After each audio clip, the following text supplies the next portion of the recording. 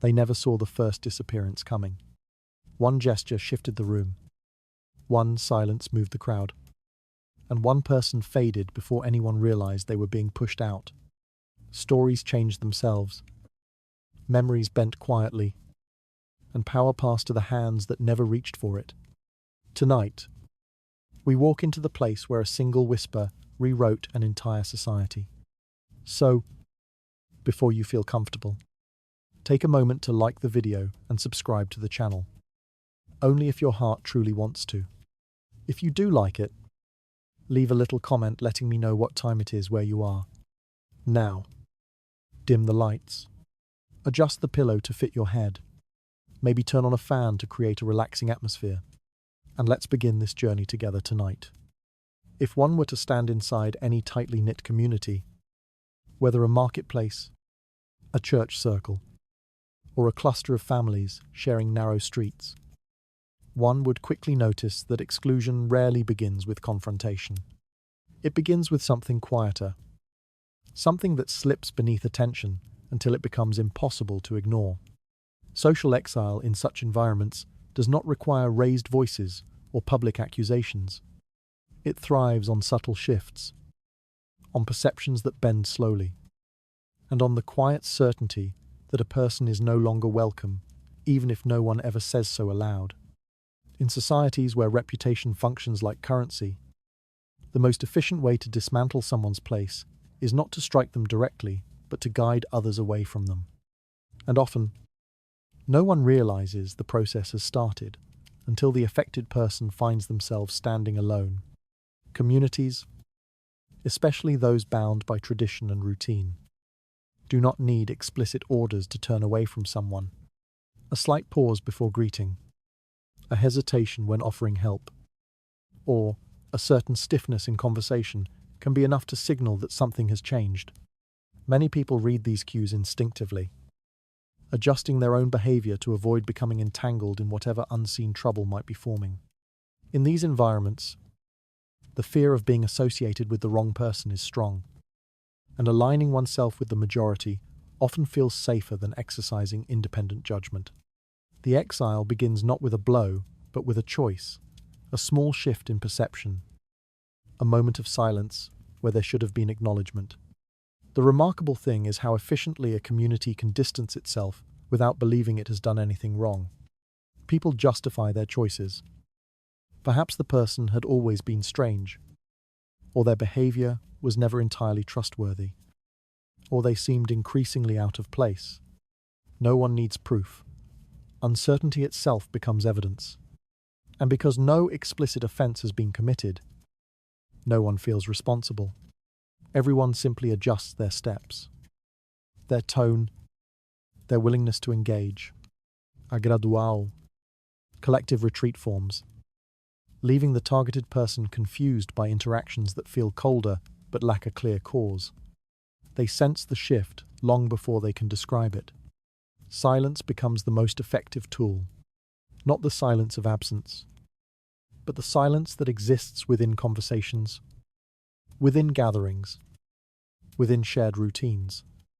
A person can be present and yet treated as though they are not. Their opinions receive polite nods but little engagement. Their presence is tolerated but never sought.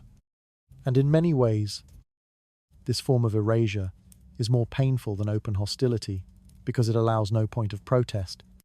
One cannot argue with silence, nor can one demand an explanation when no accusation has been spoken. Perception, once tilted, rarely returns to its original position. If a community begins to see someone as untrustworthy, even without knowing why, each interaction becomes filtered through that suspicion. Neutral actions take on negative interpretations. Ordinary mistakes appear intentional. Even gestures of kindness are seen as manipulative or insincere. The person being isolated may attempt to correct these impressions, but words fall flat when the audience has already decided what to believe. And the more they try to explain themselves, the more desperate they seem. This kind of indirect exile thrives in places where maintaining harmony is valued more highly than confronting problems. People avoid conflict, preferring to gently freeze someone out rather than risk open disagreement. It creates the illusion of civility while achieving the same effect as outright rejection. The targeted individual is pushed toward the margins in a way that appears natural, almost inevitable. Others comfort themselves with the belief that they have merely reacted to circumstances rather than helped create them. The cruelest aspect is how thoroughly this process erodes identity. A person who is no longer reflected in the eyes of their community begins to lose a sense of who they are. They question their own actions, their words, their memories of how things used to be. Isolation becomes internal as well as external. When no one challenges the growing distance, it hardens into permanence. The community, having adjusted to the absence, no longer notices the space left behind. Indirect exile is effective because it feels bloodless. There are no confrontations, no accusations, no explicit acts to regret. The community maintains its sense of goodness, telling itself that the person simply drifted away, or changed, or became difficult to connect with. The truth is far simpler. Exclusion was chosen.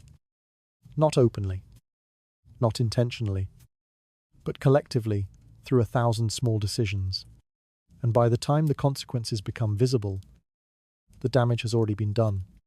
What makes this form of social punishment so powerful is its ability to disguise itself as neutrality. No one appears to be acting out of malice. No one raises a hand or a voice. The exile happens quietly, hidden in everyday interactions, and sustained by a belief that nothing serious is happening. That illusion allows the process to continue unchecked. A community that would never tolerate open cruelty can still participate in a slow erasure without questioning itself. People often imagine that punishment must be loud or violent to be effective. But the truth is that the most enduring forms of harm are often delivered without a word. A single silence placed at the right moment can do more damage than any accusation. A withdrawn greeting can echo longer than a shouted insult. And once the pattern spreads, it becomes self-sustaining. Individuals adjust because they sense others adjusting. A collective decision emerges without anyone ever making it aloud. By the time the person realizes they are standing alone, the exile has already completed its work. The quiet distance that formed here reflects how communities often turn away without noticing their own role. The smallest social shifts can lead to deeper fractures waiting beneath the surface. And somewhere within those fractures lies the first hint of who will be pushed aside next. Reputation in any tightly bound community moves with a speed that truth rarely matches. It spreads through conversations that begin casually, through glances exchanged in passing, and through the silent assumptions people make long before they have verified anything. In such environments, what is believed matters more than what is real. A single impression, formed quickly and without much substance, can drift from person to person, reshaping how an entire group interprets someone's behavior. Once that interpretation takes root, it becomes remarkably difficult to undo, because the network carrying it is not a formal structure, but an invisible current of daily interactions. People often imagine that information travels through explicit statements, but in reality, it moves through tones of voice, pause, and the subtle shifts of expression that others instinctively read. These signals do not require intention. They require only observation. One person hesitates before greeting someone, and another notices. Someone mentions a detail with deliberate vagueness, and another fills in the gaps. In this unspoken exchange, meaning forms itself. And because no one can point to the exact moment when the narrative shifted, no one feels responsible for helping it spread. The network creates itself simply through the way people watch and respond to one another. The collective emotional climate of a group plays a far greater role than any single statement. Communities tend to protect their sense of stability, and in doing so, they lean toward believing anything that reinforces shared expectations. If the group values conformity, then anyone perceived as different is watched more closely. If the group values loyalty, then any action that could be misunderstood becomes evidence of betrayal. Emotions ripple outward, shaping the conclusions people draw even when they lack clear information. A rumor might begin as little more than a question, yet collective anxiety can turn that question into certainty. Acceptance, therefore, becomes a fragile currency. A person's place is never fully secure, because belonging depends not only on behavior, but on how others feel when they think about them. A slight discomfort, once shared, becomes a quiet consensus. No formal vote is needed. People drift toward agreement simply because it feels easier than challenging what everyone else seems to sense. The emotional direction of the group becomes the guiding force, and truth has little influence against a tide of impressions. This dynamic grows especially dangerous when suspicion enters the network. Suspicion does not require evidence, it only requires repetition. The more often a detail is mentioned, no matter how small, the more weight it gains. A single individual, once marked by uncertainty, we can find themselves rapidly transformed in the eyes of the group. Their actions are reinterpreted, their motives questioned, their character reshaped by others' assumptions. Even their silence becomes meaningful, though no one agrees on what it signifies. Isolation arrives with startling speed. Once suspicion reaches a certain threshold, people distance themselves, not out of malice, but out of self-preservation.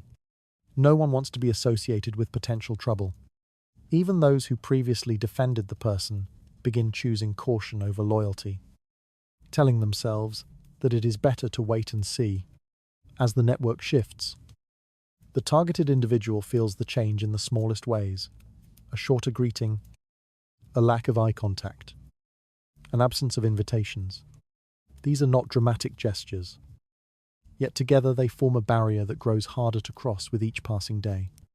Because the network operates informally, suspicion does not fade simply because the truth emerges. False beliefs linger long after they have been disproven, living on in the habits and memories of the group. People may forget what started the shift, but they remember the feeling of doubt. And feelings, unlike facts, do not disappear when confronted. They settle into the structure of the community, shaping how future interactions unfold. What makes this system so effective is how natural it appears. Unspoken communication feels organic, almost unavoidable.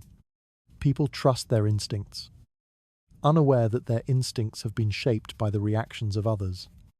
The network becomes self-reinforcing. Each person's behavior validates the behavior of everyone else. By the time someone questions the situation, the group has already adjusted its position.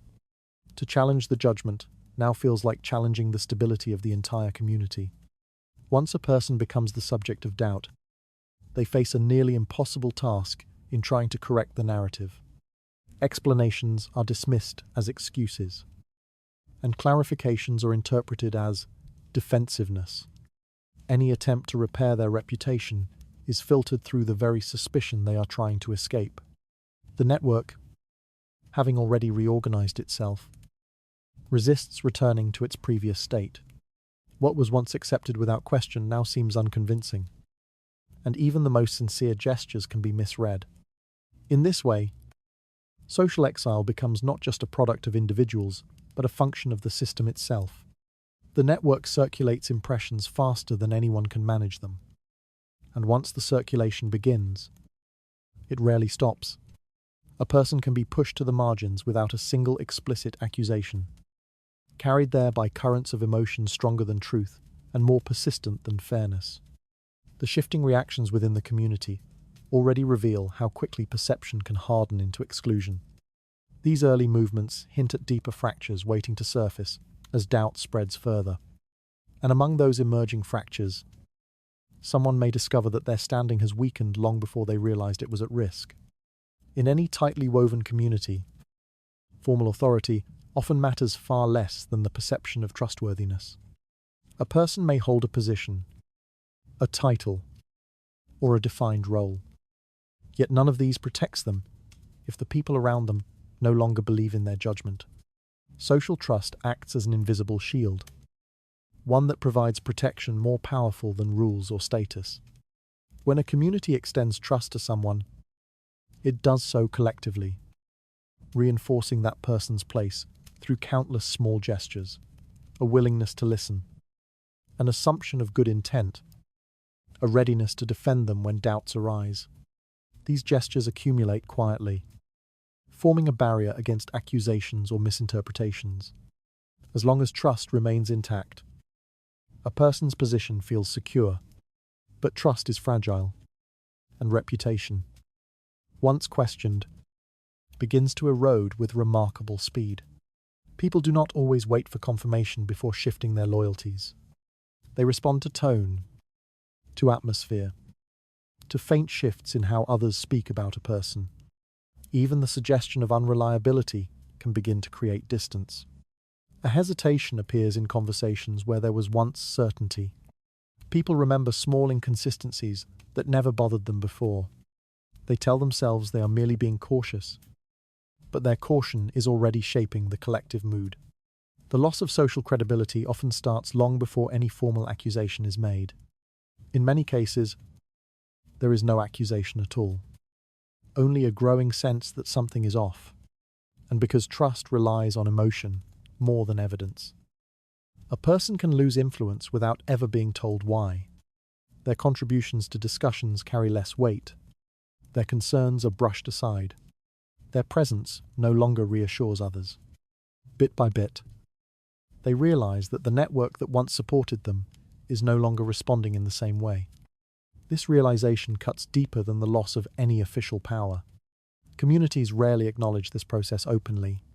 People prefer to believe they are acting with fairness, that they are waiting for facts before forming judgments.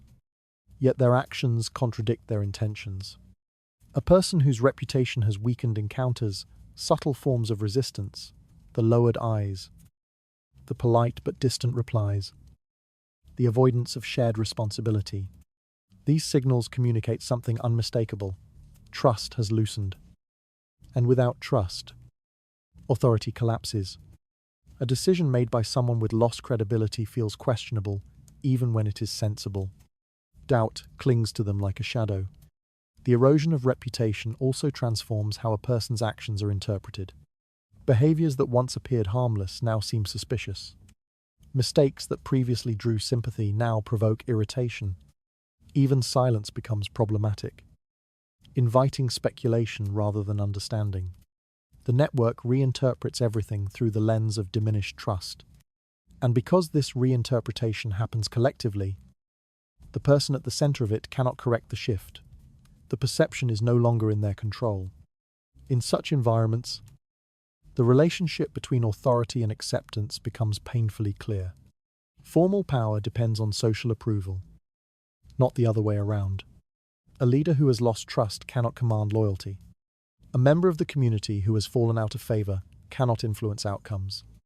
Their voice carries no weight, not because they lack ideas, but because those ideas are no longer received with confidence. The community, consciously or not, has reassigned importance to others whose reputations remain intact. Exile begins not at the moment when someone is rejected outright, but at the moment when their words stop shaping the group's decisions. It is a quiet, diminishing, one that the community often justifies as necessary or reasonable. People convince themselves that they are merely responding to behavior, refusing to acknowledge that their reactions stem from impressions rather than facts. The absence of official condemnation allows everyone to feel innocent. Meanwhile, the person whose reputation is fading senses the loss with increasing clarity. What is most striking is how early the distancing begins, long before any conclusion is reached, long before anyone knows the truth of a situation. The community has already shifted away. Social instincts act faster than reasoning. People prefer to remove themselves from potential controversy rather than wait for clarity. They minimize contact, reduce conversation, and limit involvement. A person can feel the walls forming around them while still believing they have time to explain. They do not realize that explanation no longer matters. Doubt took hold before they even recognized it. Once a person loses their social standing, reclaiming it becomes nearly impossible. Apologies sound strategic. Explanations seem defensive. And attempts to rebuild trust appear insincere. The network has moved on, and it does not easily reverse course. People cling to their initial impressions because admitting they misjudged would require acknowledging participation in someone's quiet erosion. It is simpler to maintain distance than to repair the damage. This vulnerability reveals a truth often overlooked. Authority without trust is hollow. But trust without authority can influence an entire community. Those who understand this dynamic can shape the social landscape more effectively than any official leader. They can protect or undermine others simply by adjusting the tone of their interactions. And because these shifts occur beneath the surface, they remain difficult to challenge. Reputation, once altered, sets the path for everything that follows. The silent weakening of influence here shows how quickly a person's standing can collapse without a single accusation. New tensions begin to gather as the group quietly reshapes its reactions. In that quiet reshaping, someone may discover the first trace of a distance they never expected. A person can find themselves isolated long before they understand what has happened. There is no announcement, no confrontation, no moment dramatic enough to mark the turning point. Instead, the process unfolds quietly, shaped by countless interactions so subtle that none of them seem meaningful at first. People who once greeted them warmly now offer only a brief nod. Conversations that once included them now continue smoothly without any acknowledgement of their presence. The shift is so gentle that it almost feels accidental, yet its consistency betrays intention, or at least a collective movement that no one chooses to question. What makes this form of isolation so striking is how little conflict is involved. No one raises their voice. No one accuses them of wrongdoing. In fact, most members of the community may insist that nothing has changed. They reassure themselves that they are simply busy, distracted, or preoccupied, even as they withdraw from invitations, step aside during discussions, and avoid moments of intimacy. The person at the center of this quiet transformation receives no explanation because none is offered, and none is considered necessary. The absence of hostility creates an illusion of neutrality, but the effect is far from neutral. People rarely acknowledge their role in this kind of distancing. They believe they are responding independently, unaware that their reactions mirror those of everyone around them. The silence spreads not because anyone commands it, but because conformity provides safety. Each person observes others stepping back and assumes they must have a reason. It feels prudent to do the same. As a result, the isolation grows rapidly, despite the lack of any explicit decision. Collective behavior forms without a collective agreement. What remains most bewildering for the targeted individual is the disappearance of familiar anchors. The friend who once shared their confidence now chooses seats farther away. The neighbor who once offered help now pretends not to notice them in the street. Even those who remain polite maintain a distance that did not exist before. Nothing overt is communicated, yet everything is understood. The absence of confrontation denies the person any opportunity to respond, defend themselves, or seek clarity. They are left with questions that no one intends to answer. The space that forms around them becomes its own kind of accusation. When a person stands alone while others cluster together, observers conclude without asking what caused the separation. The assumption is nearly always the same. The isolated individual must have done something, even if no one knows what. This belief strengthens the exclusion, creating a loop where the person's increasing solitude is seen as confirmation of unspoken suspicions. The truth is irrelevant. Perception guides the community far more effectively than facts. The lack of direct conflict also makes the isolation appear natural rather than intentional. Outsiders might believe the individual has simply drifted away, become difficult, or chosen solitude. Even those within the community may convince themselves that they are not rejecting anyone. They are merely adjusting their interactions to what feels comfortable. This narrative protects everyone from recognizing the cruelty embedded in their behavior. It also prevents the isolated person from identifying a clear cause or a clear path out. Over time, the silence surrounding them becomes heavier than any spoken accusation. They begin to measure their days by the spaces where others are not. Their voice grows quieter because fewer people respond. Their presence grows smaller because fewer people acknowledge it. They start to move differently, avoiding places where the absence feels too sharp. The loneliness becomes self-reinforcing, as their discomfort makes others even less likely to engage. Eventually, the community adapts to this absence so thoroughly that its disappearance seems inevitable rather than constructed. The most unsettling aspect is that no one sees themselves as responsible for the outcome. Each person believes they merely stepped aside once or twice. Nothing more. But isolation is built from small steps rather than large ones. It thrives in the in-between moments. The conversation someone does not join. The greeting someone withholds. The invitation someone forgets to extend. No act is severe enough to provoke reflection. Yet together they form a pattern impossible to escape. For the person caught inside this widening circle of distance, the most painful realization is not that they have been rejected, but that the rejection involved no struggle. They were not argued with, not confronted, not granted the dignity of disagreement. They were merely left behind, their place in the community dissolved, not through decisive action, but through quiet neglect. And once the community grows accustomed to their absence, returning becomes nearly impossible. By the time they understand they are standing alone, the process has become complete. The space that formed around them reveals how exclusion thrives even without accusation. A deeper shift is already building beneath the surface as others adjust themselves with quiet precision. Within those adjustments, someone else may notice the faint beginning of their own silence taking shape. Within any community, identifying a person's social weaknesses rarely involves dramatic revelations. It is almost always a matter of observing small, persistent details that others overlook.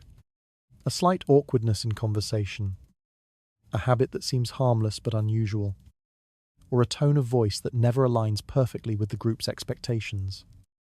These traits begin as harmless peculiarities, yet they can become the first threads pulled when someone wishes to quietly undermine another's position. Every community has its unwritten standards, and those who drift even slightly from these norms create openings that others can exploit. People generally tolerate minor discomforts as long as no one draws attention to them.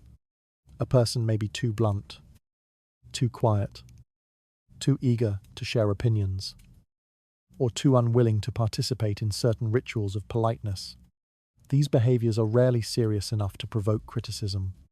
They remain unspoken, tolerated with polite restraint. But when the atmosphere shifts, when someone begins to subtly highlight these traits, what was once overlooked becomes the foundation for suspicion. The weakness does not lie in the behavior itself, but in how easily it can be reframed when the time is right. Social vulnerability also appears in behaviors that technically fall within acceptable boundaries, but seem slightly misaligned with the group's emotional rhythms. A laugh that comes too quickly, a hesitation that lingers too long, a decision that feels slightly off-center. None of these actions justifies confrontation, yet they gather weight when interpreted through the lens of doubt. They create a space where others can project assumptions, shaping a narrative that grows even without clear evidence. In many cases, the targeted individual never realizes that these behaviors attracted attention. To them, they are simply being themselves. Sometimes, the weakness lies not in behavior, but in difference. Communities tend to distrust what they do not understand. A person who dresses differently, thinks differently, or carries themselves with unfamiliar confidence can be quietly marked as an outsider. Even positive qualities can be weaponized when framed correctly. Independence becomes arrogance. Uncertainty becomes deceit. Privacy becomes secretiveness. People rarely examine the fairness of these interpretations. They accept them because they fit neatly into existing biases. The one who is different becomes easy to isolate because their difference already separates them. These unspoken weaknesses are powerful not because they are true, but because they can be amplified without accusation. Pointing out that someone is a bit difficult to read or not quite fitting in requires no evidence and invites no challenge. It plants a seed of doubt that others water through their own observations. Each person becomes a witness, noticing details they previously ignored. The weakness grows not through deliberate attacks, but through communal reinforcement. It is a soft manipulation, quiet, believable, and difficult to trace back to its source. Once a vulnerability has been identified, it can be used to shift the entire community's perception. People begin to question interactions they once found harmless. They recall moments when something felt odd, even if they never considered it significant before. The social imagination expands, filling gaps with speculation.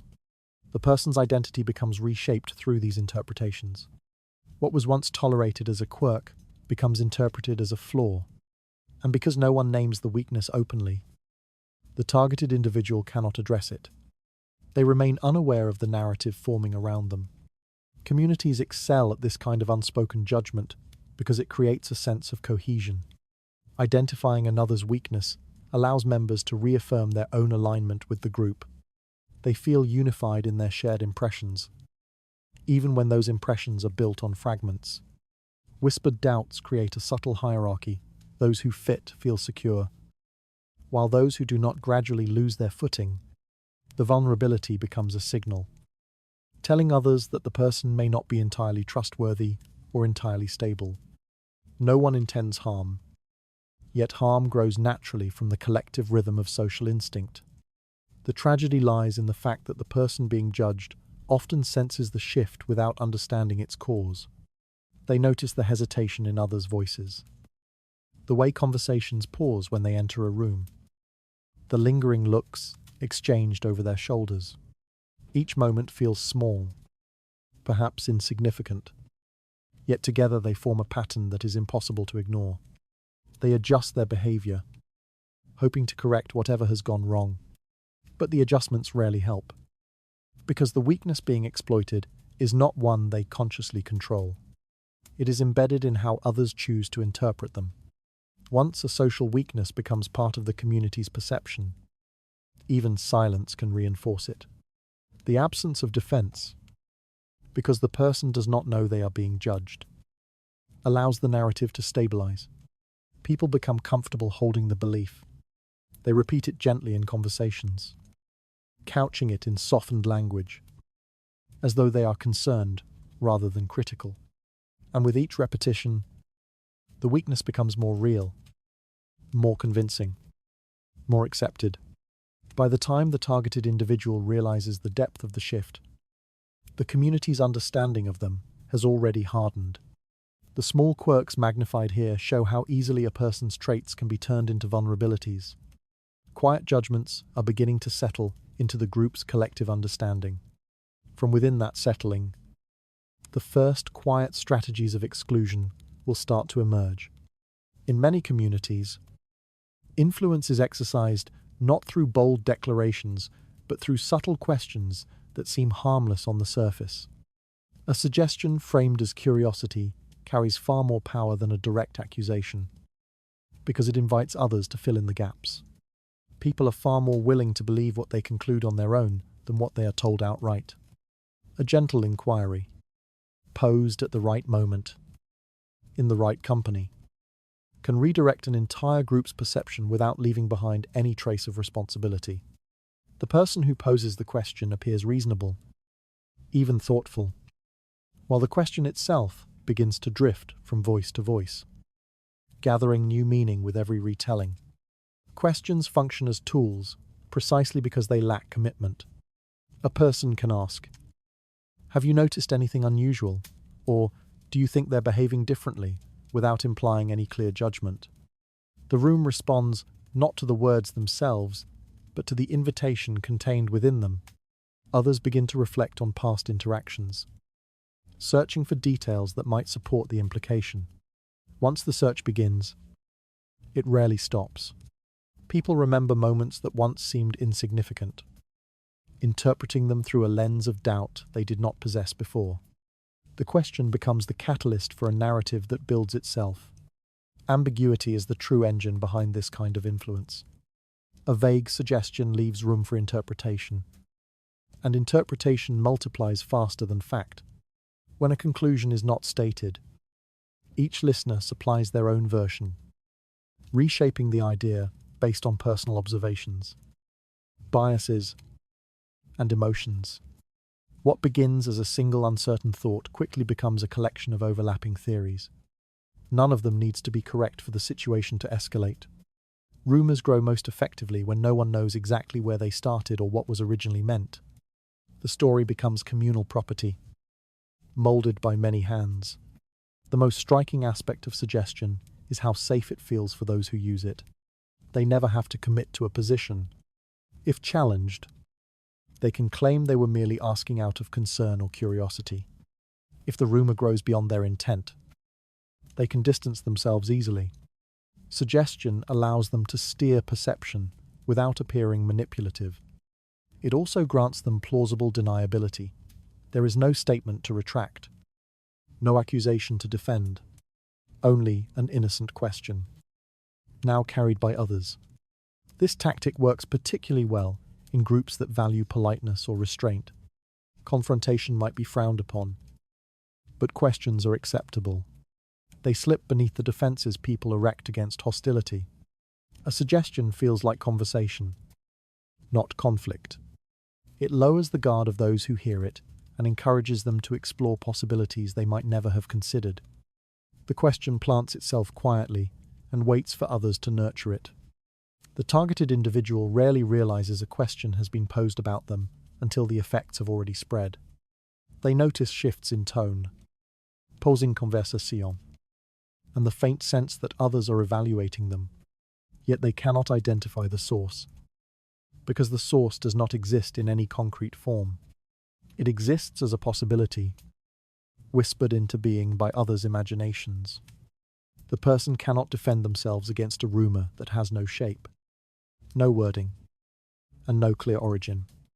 They are forced into a position where they appear defensive simply by trying to clarify.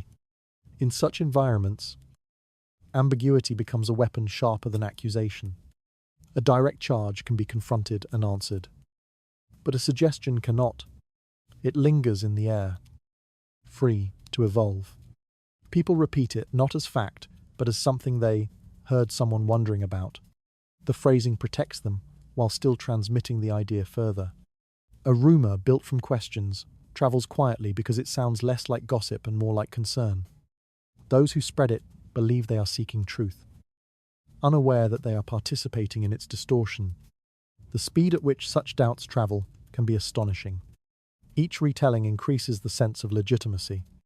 A question heard from multiple sources feels like a consensus, even when no one has stated a firm belief. The ambiguity intensifies the suspicion rather than weakening it, because listeners interpret the lack of clarity as evidence that something is being hidden. What begins as a whisper becomes a collective uncertainty. The story spreads not because it is compelling, but because it is incomplete. Meanwhile, the person who initiated the suggestion maintains their reputation unaffected. They appear calm, neutral, and even sympathetic. Others may even seek their opinion, trusting them precisely because they never appear judgmental. This quiet influence allows them to shape the group's perception while remaining outside the conflict. In time, the question they posed becomes indistinguishable from the group's shared understanding. By the time the targeted individual recognizes the shift, the rumor has already rooted itself in the community's narrative. The quiet questions raised here show how easily uncertainty can reshape a group's perception. Subtle curiosity is beginning to gather momentum beneath the surface. From within that rising uncertainty, another step in the silent dismantling of someone's standing will begin to unfold. Quiet influence often emerges from those who prefer to let others speak on their behalf. They recognize that words gain power when separated from their source, and that messages delivered through intermediaries travel farther, face less scrutiny, and return with the appearance of collective insight rather than individual intent.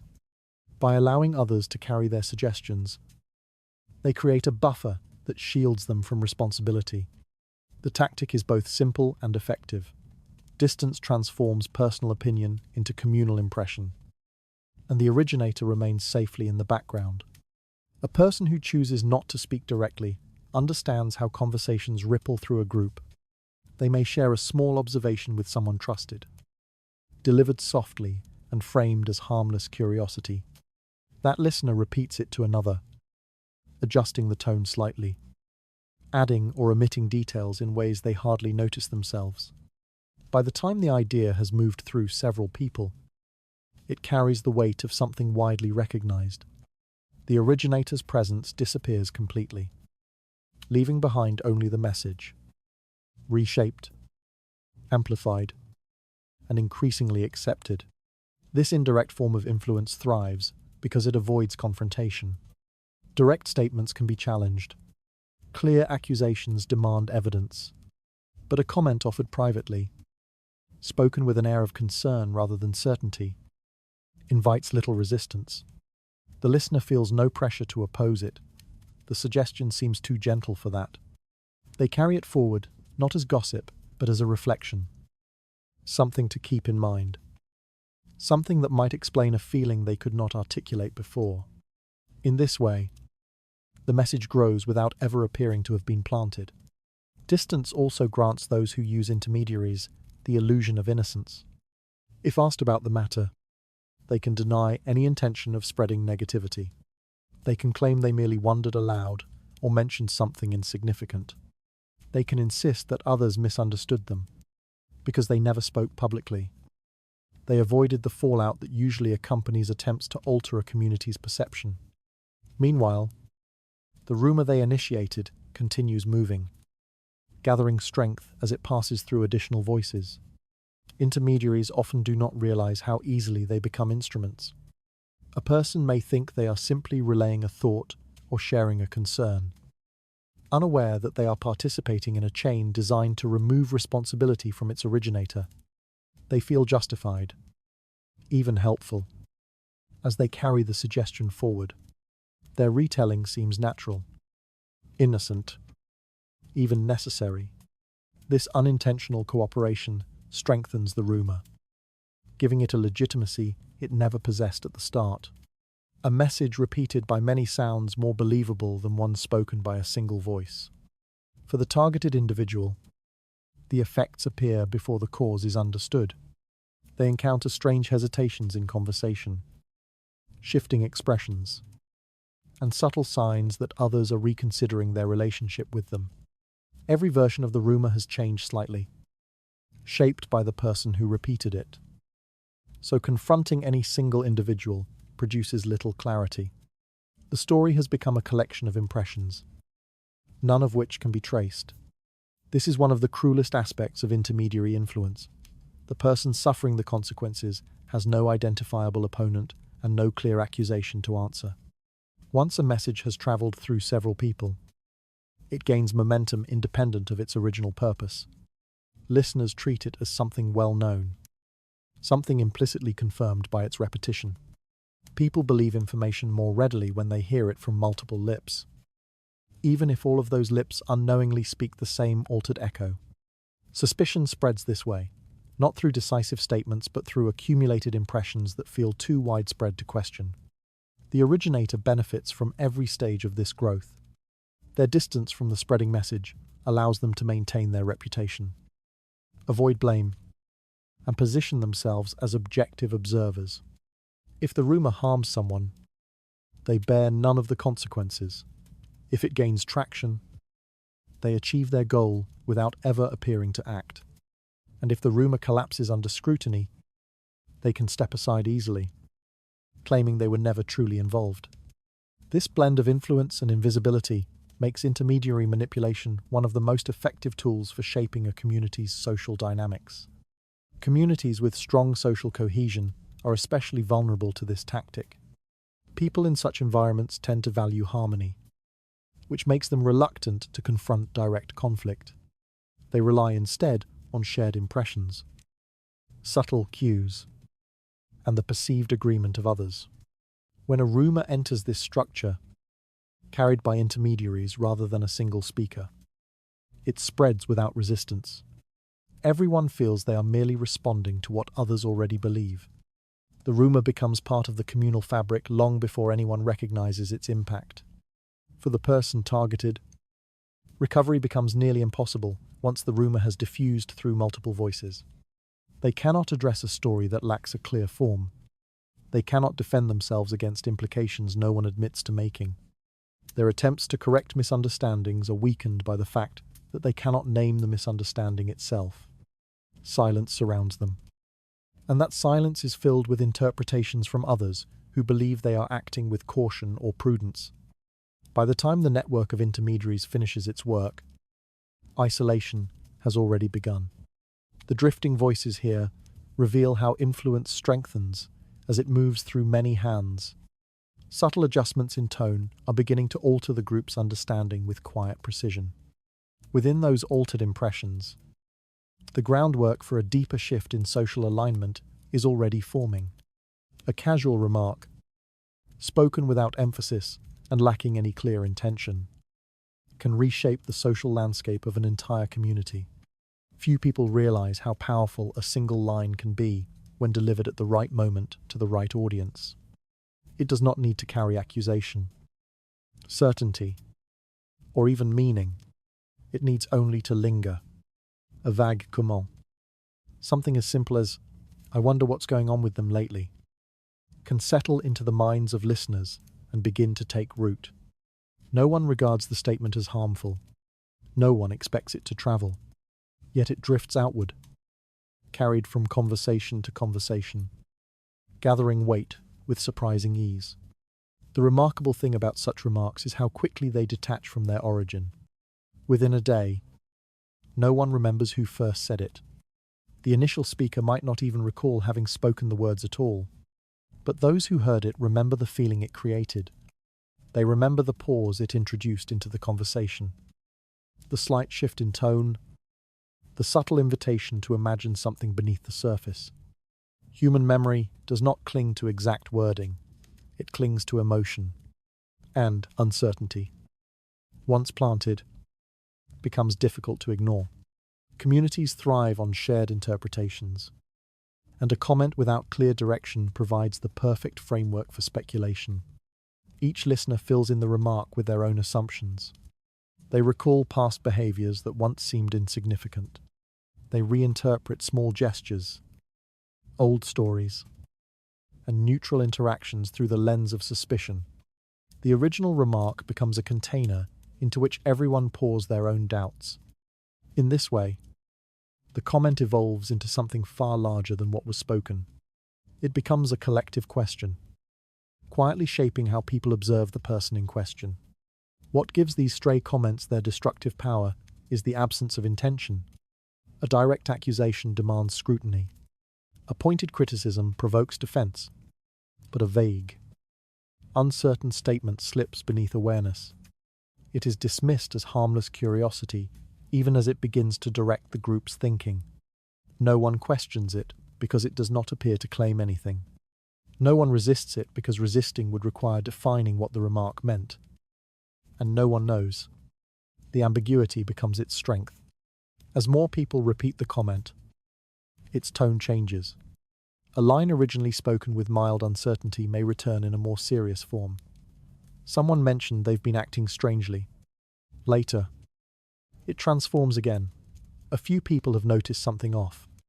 Eventually, it may solidify into, everyone senses something isn't right. Each retelling adds distance from the original remark, while increasing the sense of legitimacy. The comment expands until it becomes a truth accepted without evidence. For the targeted individual, the shift is nearly impossible to identify. They might sense discomfort in their interactions or notice a strange caution in others' voices, but they rarely know where it began.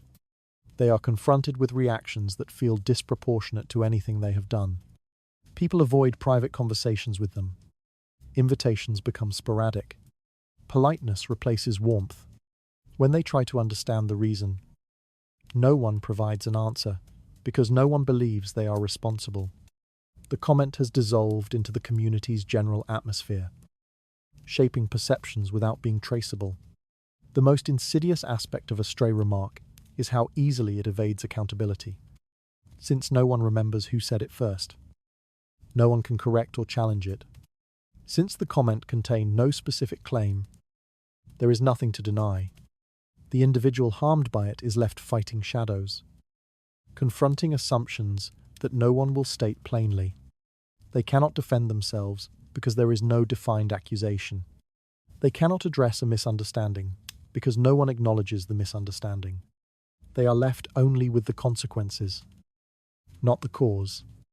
Communities often underestimate how deeply they participate in this process. A casual hecho, a small acknowledgement, a simple, "I heard something like that too," can amplify the remark further. People believe they are merely sharing information, unaware that each repetition layers new meaning onto the original statement. In this sense, the community becomes both the messenger and the architect of someone's decline. The person who spoke the remark may have forgotten it immediately, but the network holding it will not. Suspicion, once awakened, rarely fades. It lingers in conversations long after the initial remark has been forgotten, shaping reactions and expectations. People watch the targeted individual more closely, notice more quickly, and interpret more harshly. They question motives that once seemed straightforward, even if clarity eventually emerges. The feeling of doubt remains. Emotion outlives explanation. A reputation weakened by uncertainty does not easily recover. What began as a passing observation becomes a slow unraveling of someone's standing. The drifting uncertainty here shows how a single remark can spread far beyond its intention. Quiet doubt is beginning to collect in the spaces where certainty once existed. From within that gathering doubt, the next movements of exclusion will start to reveal themselves. Creating the impression that a belief is widely shared is one of the most subtle and effective mechanisms for shaping behavior within a community. People rely heavily on social cues to determine what is acceptable, what is questionable, and what should be avoided. When an idea appears to reflect the general sentiment of the group, even if no one can identify who expressed it first, it gains a force that few individuals are willing to challenge. This sense of silent consensus does not require explicit agreement.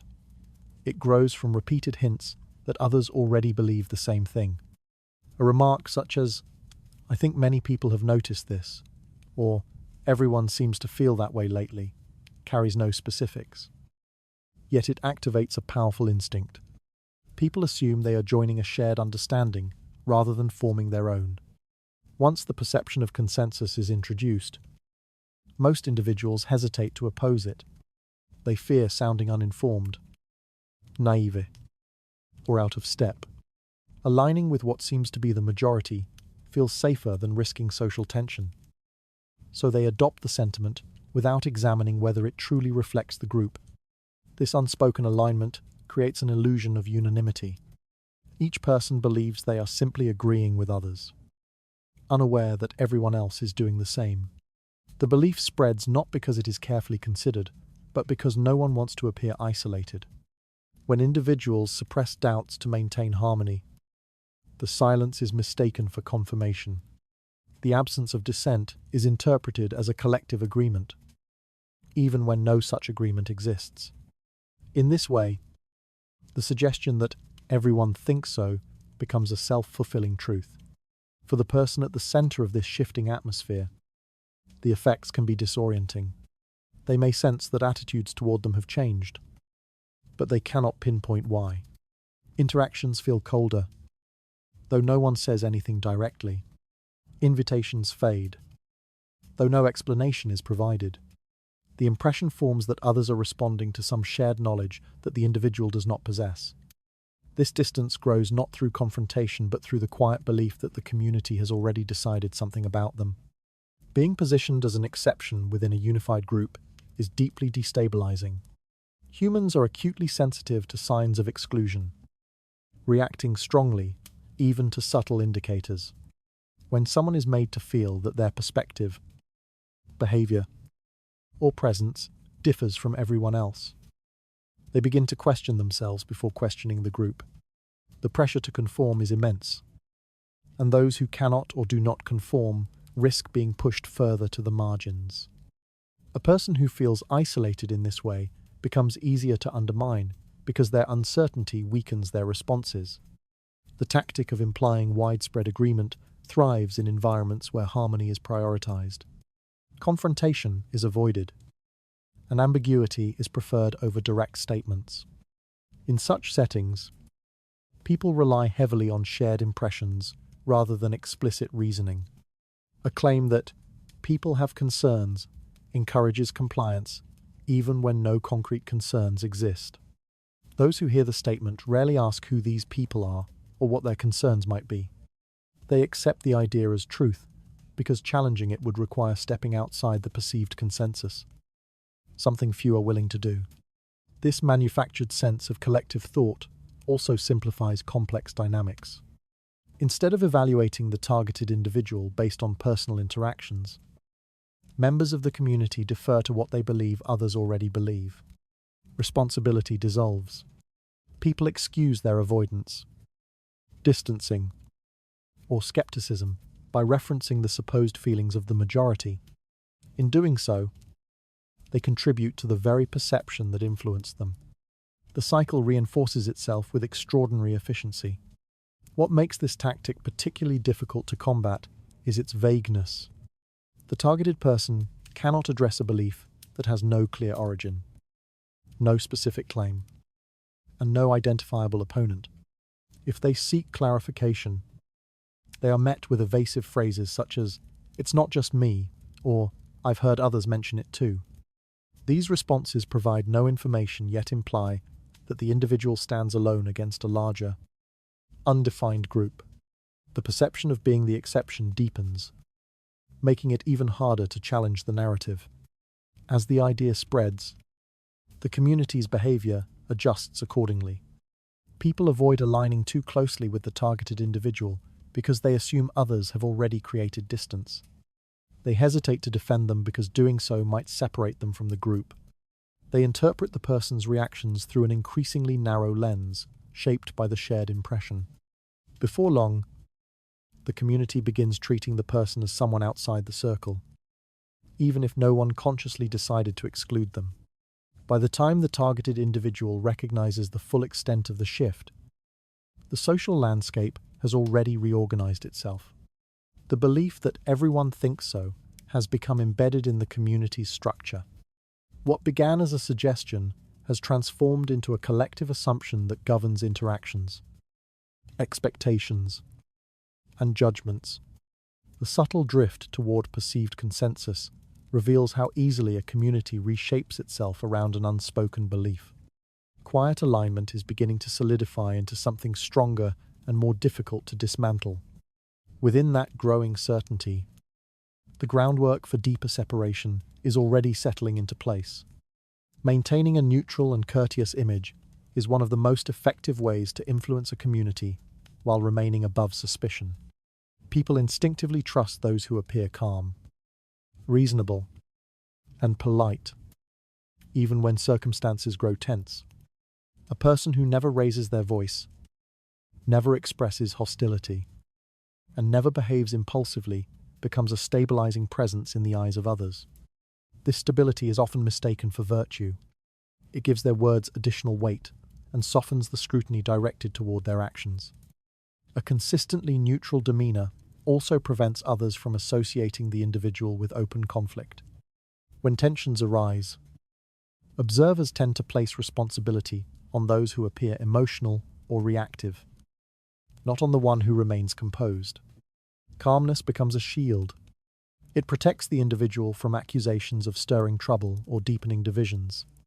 Even if they have contributed to the underlying tensions in subtle ways, Their outward presentation makes it difficult for others to imagine them playing a disruptive role.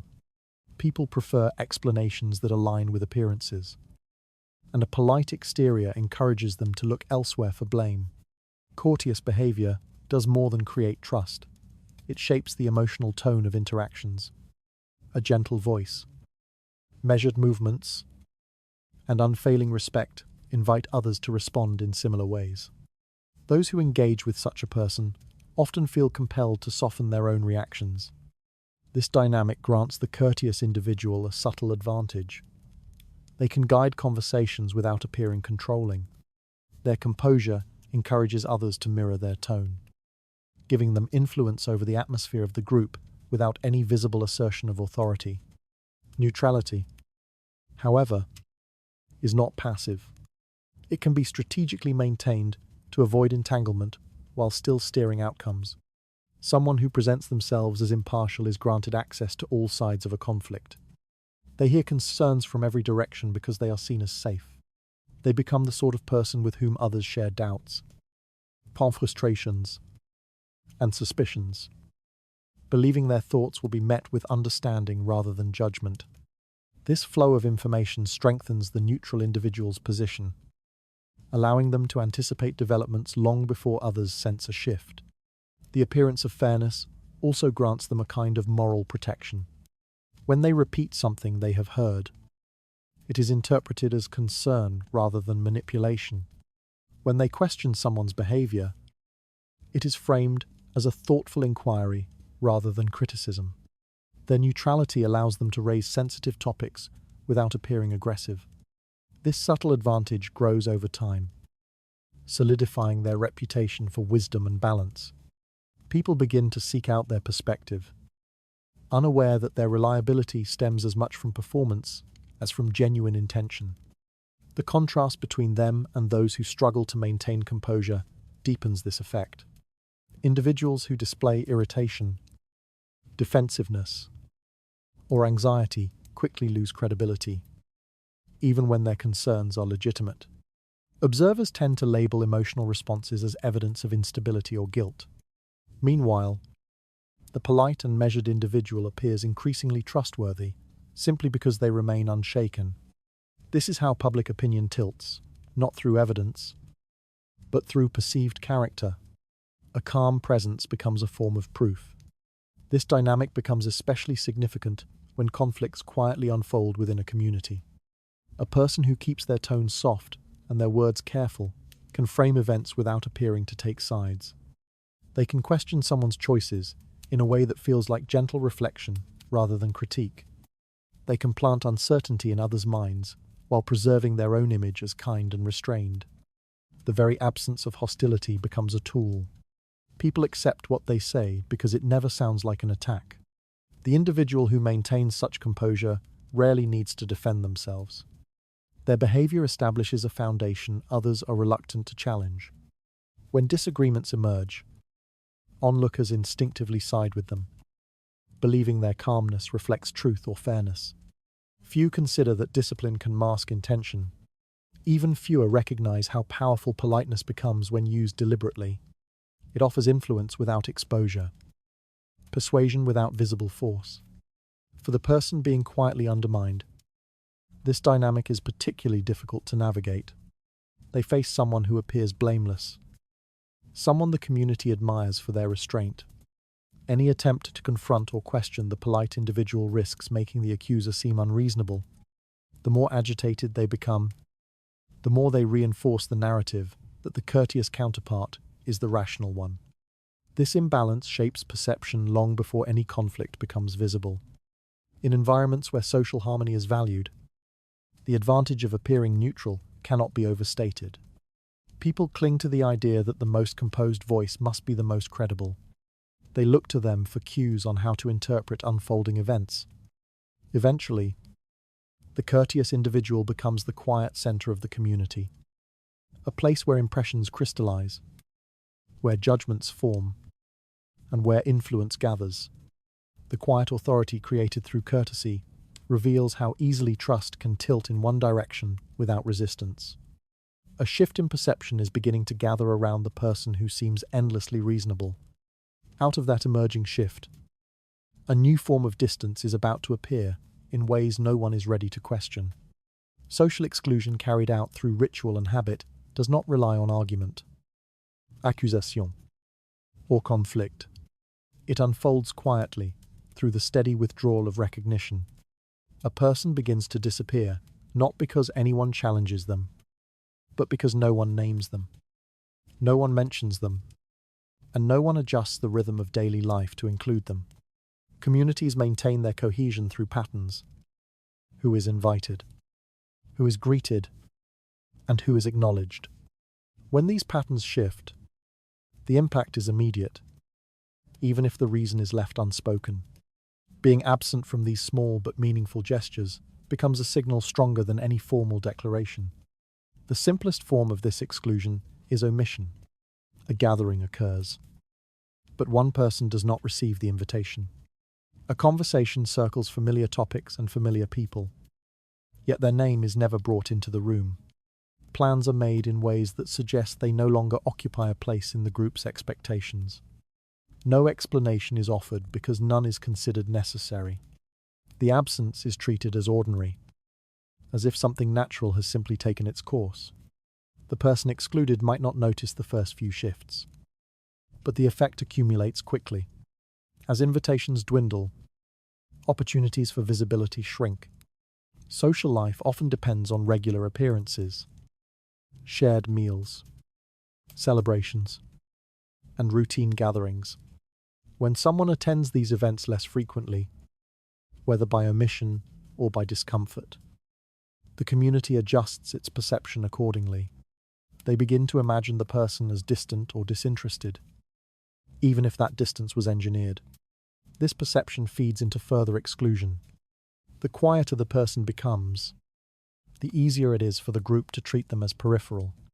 Their absence becomes part of the landscape.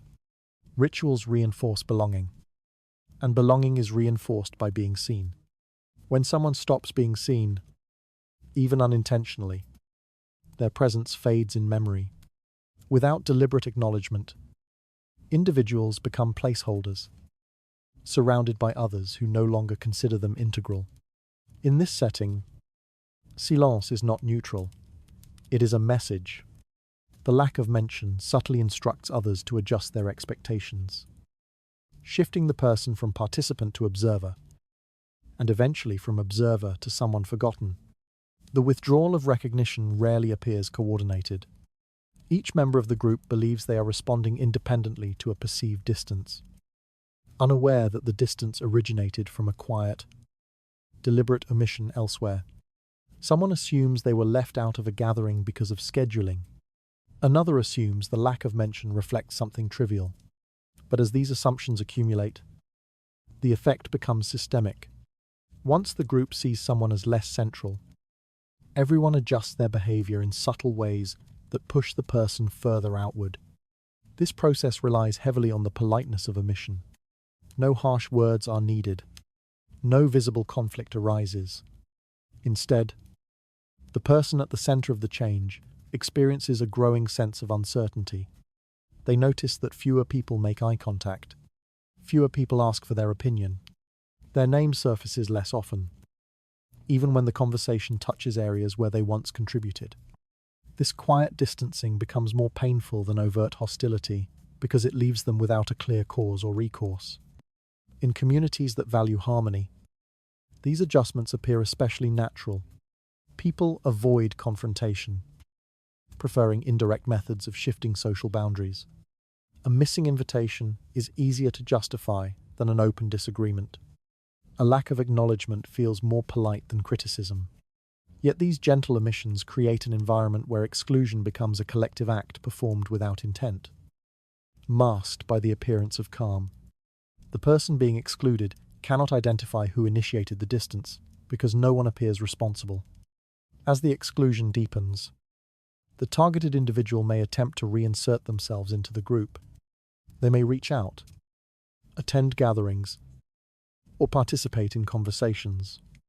But their efforts often fall flat because the group has already adjusted its internal rhythms. The person's presence feels unexpected rather than natural. Their contributions seem out of place simply because others have grown accustomed to functioning without them. The group's sense of normalcy has shifted in their absence, and they are now treated as an outsider returning rather than a member continuing. The silence around them becomes increasingly difficult to break. As fewer people engage with them, others imitate that behavior without questioning why. Familiar faces begin to offer only polite nods. Exchanges feel formal rather than warm. The individual may sense that something has changed, but the change remains undefined. They know they are being distanced, yet no one acknowledges the shift. This ambiguity prevents them from addressing the problem directly, without a clear violation to point to. They are left with only the symptoms of exclusion. When seen from the outside, this transformation appears seamless. A community reorders itself in small increments, each step reinforcing the next, until the person who once occupied a stable position now stands at its margins. Their absence has become an accepted fact, a detail no one thinks to question. The rituals that once affirmed their belonging now affirm their exclusion. The quiet removal described here reveals how belonging can dissolve without confrontation. A subtle vacancy is starting to settle where presence once felt secure. As that vacancy grows, the next layer of isolation will begin to anchor itself in place. The disappearance of an invitation carries a weight far greater than the gesture itself. It signals a shift that is rarely acknowledged, yet immediately understood by everyone involved. A person who once appeared naturally within the social rhythm of a community suddenly finds themselves outside of it. Not through confrontation, but through omission. No explanation is offered, and none is expected. The absence of a message becomes the message. The group does not need to justify the exclusion because the silence surrounding it provides all the justification they require. The subtlety of this mechanism is precisely what gives it strength. When invitations stop arriving, no one announces the change. There is no formal decision, no public declaration that the individual should be distanced. Instead, the omission blends into the fabric of daily life. Most people pretend not to notice. They act as though the absence is simply a matter of circumstance. But beneath that surface of indifference lies a shared understanding. The person no longer holds the position they once did. The silence reinforces itself, creating a boundary that no one steps across. Those who witness the exclusion adjust their behavior accordingly. They may avoid mentioning gatherings in front of the excluded individual to prevent awkwardness. They may speak more cautiously, aware that the social structure has shifted. Without speaking openly, they communicate through their hesitations. People begin to understand that acknowledging the exclusion too directly would place them uncomfortably close to the boundaries being drawn. Maintaining distance feels safer than questioning the reasons behind it. For the person at the center of this shift, the loss of an invitation is not merely a logistical inconvenience. It is a sign that their influence has begun to erode. They may wonder whether it was an oversight, a scheduling issue, or a misunderstanding. But as the pattern repeats, the truth becomes unavoidable. The group has recalibrated itself without them. Their absence is no longer a disruption, but a convenience. Without a formal announcement, they sense the ground moving beneath them. This erosion of influence happens gradually, but its effects accumulate quickly. People who once relied on the individual's presence now make decisions without consulting them. Conversations that once required their participation unfold easily without them. Their insight is no longer sought. Their approval no longer needed. The community adapts to their absence with surprising speed. The shift feels effortless because it is anchored not in open rejection but in quiet acceptance of a new norm. What makes this process especially effective is that no one feels responsible for it. Each member of the group believes they are simply following an unspoken pattern. They assume others have good reasons for excluding the person. Even if they cannot articulate those reasons themselves, they avoid questioning the change because questioning might signal disloyalty or naivety.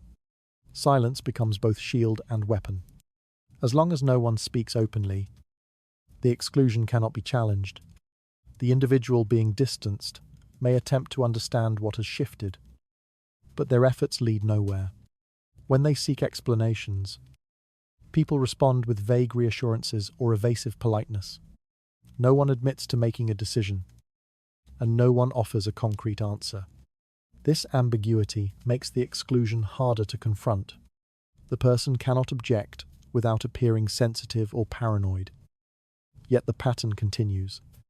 They are left reading signals delivered through omission and silence rather than words.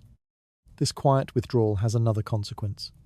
It reshapes the group's perception of hierarchy. Invitations often signal who holds influence, who remains central, and who is considered necessary. When someone stops receiving these signals, the group begins to view them differently. Their authority fades because authority relies on visibility, participation, and acknowledgement. Once these elements vanish, the person's position weakens. They may still hold formal status, with three, but informal status, social capital, has already shifted elsewhere. As the absence solidifies, others adapt with increasing confidence. They speak freely about matters once handled delicately. They make arrangements without consulting the excluded individual. Conversations flow around them rather than toward them. People justify this behavior by assuming the person prefers distance or has become unreliable. The exclusion becomes normalized through repetition, and the group no longer questions the correctness of the shift. The disappearance of an invitation thus marks the beginning of a broader process. It signals not only exclusion, but reassignment of influence. A door quietly closes, and the group learns to function without the person who once passed through it. The withdrawal is subtle, but the consequences are unmistakable. Power does not disappear through confrontation, it dissolves through absence. The faint removal of recognition here exposes how authority weakens long before anyone speaks. A stillness is forming where presence once determined the rhythm of the group. Within that stillness, the next stage of psychological retreat is preparing to unfold. Self-doubt often begins not with accusations but with subtle shifts in tone, timing, and expression. When the responses someone receives become consistently vague. When gestures feel colder, yet never overtly hostile. The uncertainty that develops can be more destabilizing than direct criticism. People rely heavily on social cues to understand their standing within a group. When those cues turn ambiguous, the mind fills in the gaps with its own fears. Confusion turns inward, and the individual begins to question their own judgment before questioning anyone else's behavior. Vague feedback is particularly effective because it offers no specific point to defend against. Comments like, "Some people have felt uneasy," delivered without detail, leave the individual searching their memory for missteps that were never defined. The absence of clarity forces them to circle possibilities, revisiting conversations, gestures, and expressions in an attempt to identify what might have shifted. This mental searching wears them down. They become cautious in their interactions, afraid of repeating an unknown mistake. The uncertainty encourages them to monitor themselves more than the environment around them. A consistently cool demeanor amplifies this effect. When people treat someone with polite distance rather than openness, the person on the receiving end feels the change immediately. Even if no words are spoken, eye contact becomes brief, smiles become restrained, invitations to speak become less frequent. The group's tone shifts in ways that are difficult to articulate, yet impossible to ignore. This coldness lacks the sharpness of hostility, making it harder to address directly. The individual senses something is wrong, but cannot identify what. They hesitate to ask questions out of fear of hearing an answer they cannot predict. Ambiguity is powerful because it removes the possibility of resolution. A person cannot correct a mistake they do not understand. They cannot repair relationships when others insist that nothing is wrong. This creates a loop in which the targeted individual questions their memories, reactions, and interpretations. They begin to doubt their sensitivity. wondering whether they are imagining the shift.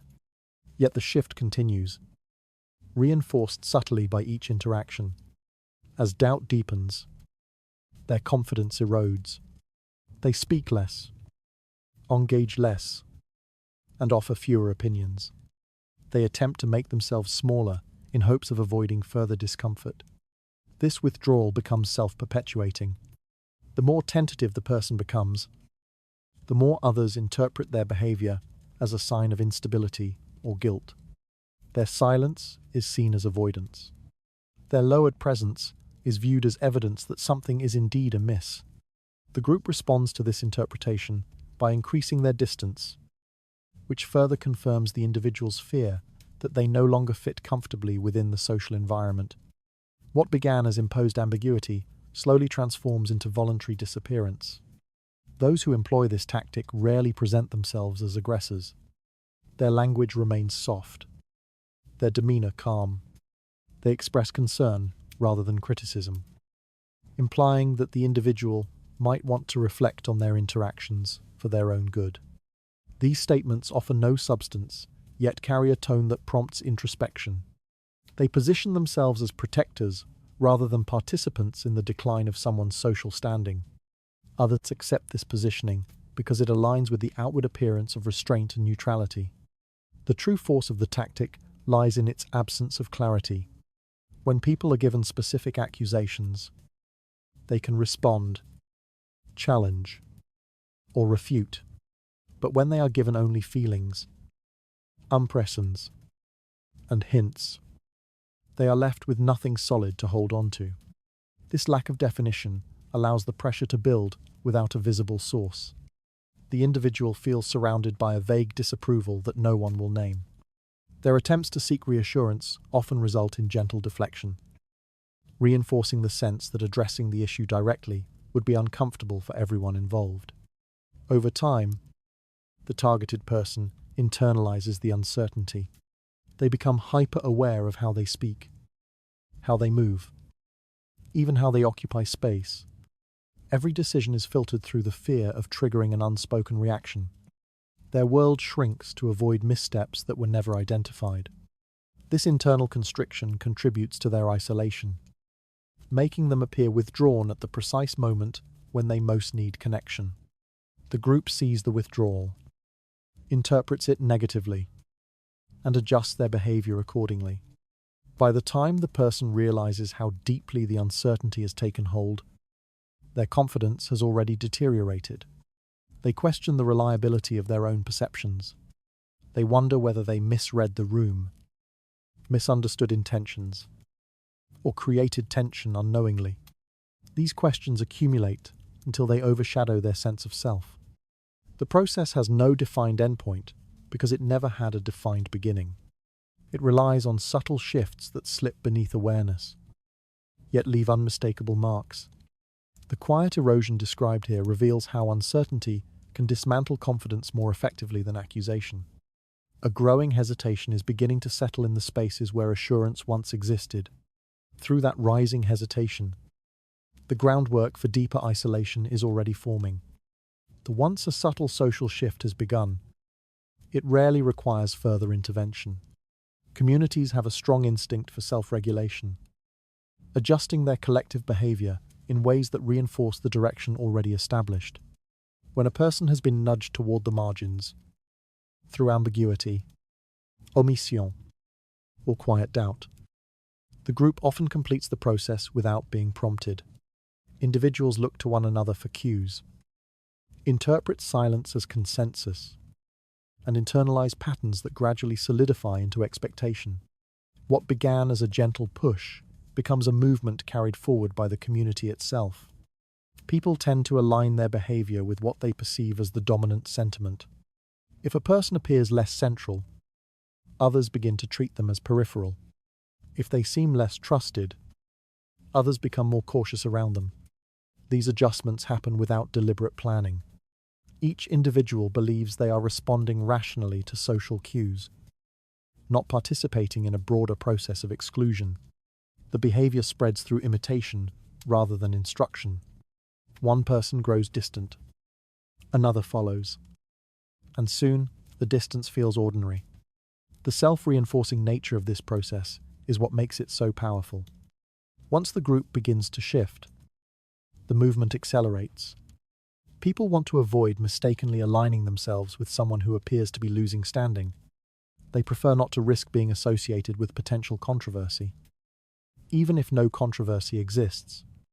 This instinct for self-protection leads to subtle corrections in tone, presence, and attention. Conversations become shorter. Invitations grow infrequent. Names are mentioned less often. The excluded individual feels the change immediately, though no one claims responsibility. As the group adjusts, new norms emerge. Behaviors that once seemed unusual now feel natural. The absence of the targeted individual becomes expected rather than noteworthy. People stop asking why they no longer attend gatherings or participate in discussions. The question fades because the answer is assumed. They simply are not part of the rhythm anymore. The exclusion becomes self-sustaining, requiring no further influence from the person who initiated the shift. What began as a quiet act now appears as a collective decision. This transformation occurs gradually enough that no one feels accountable for it. The community interprets its own actions as organic developments rather than as responses to subtle manipulation. Members tell themselves that the excluded individual changed, withdrew, or became unreliable. Even if none of these things is true, the human mind prefers explanations that align with observed behavior, and the observed behavior, diminished visibility, reduced participation, fits the narrative the group has constructed. In this way, the exclusion takes on an air of inevitability. For the person at the center of the shift, the experience is disorienting. They sense the growing distance, but struggle to understand its origin. Attempts to re-engage are met with polite indifference that reinforces their perception of being unwelcome. They may believe they are at fault, unaware that the community has simply continued a process that began outside their awareness. They adjust their behavior in response to cues they cannot name, which only deepens the pattern of withdrawal. Their attempts to correct the situation inadvertently support the group's assumptions. The community's role in solidifying the exclusion becomes clearer as time passes. People reference the absence casually, as though it requires no explanation. They act as though the individual was never fully integrated, even if recent memory contradicts that impression. The human tendency to revise history in ways that justify current conditions plays a significant role here. By believing the exclusion was natural, members avoid the discomfort of acknowledging their participation in it. The narrative of inevitability protects them from responsibility. At this stage, the exclusion no longer needs reinforcement. It has become part of the group's identity. New members adopt the norms without question. Long-standing members accept them as an established pattern. The targeted individual may still hope for reintegration, but the social mechanisms around them operate independently of their intentions. Even if the person who initiated the shift steps back entirely, the group continues to act as though the exclusion is justified. The process has moved beyond influence into maintenance. This is the point at which exclusion feels most permanent. The group believes it has acted naturally. The excluded person feels they have fallen out of alignment. The cycle becomes complete, not because anyone enforced it, but because no one chose to interrupt it. When society carries the process forward, the distinction between intention and outcome dissolves. The result stands on its own. The steady adjustment described here shows how exclusion becomes stronger once the group embraces it. A quiet momentum is beginning to settle into the community's habits. With that momentum growing, the next stage of invisibility will deepen without any explicit action. Those who manipulate social dynamics most effectively rarely appear connected to the changes unfolding around them. Their influence works through distance rather than involvement, through absence rather than assertion. They position themselves just far enough from the shifts in behavior that no one can reasonably associate them with the outcome. When the community begins to adjust its reactions, they stand on the periphery with the same calm demeanor they have always displayed. Their lack of visible engagement becomes their strongest protection. People assume that anyone so removed from conflict cannot possibly be shaping it. The absence of clear traces is not accidental. It is part of a deliberate pattern that prioritizes subtlety over impact. Instead of issuing directives or presenting opinions forcefully, they offer quiet observations or neutral questions. They speak in ways that invite others to draw their own conclusions.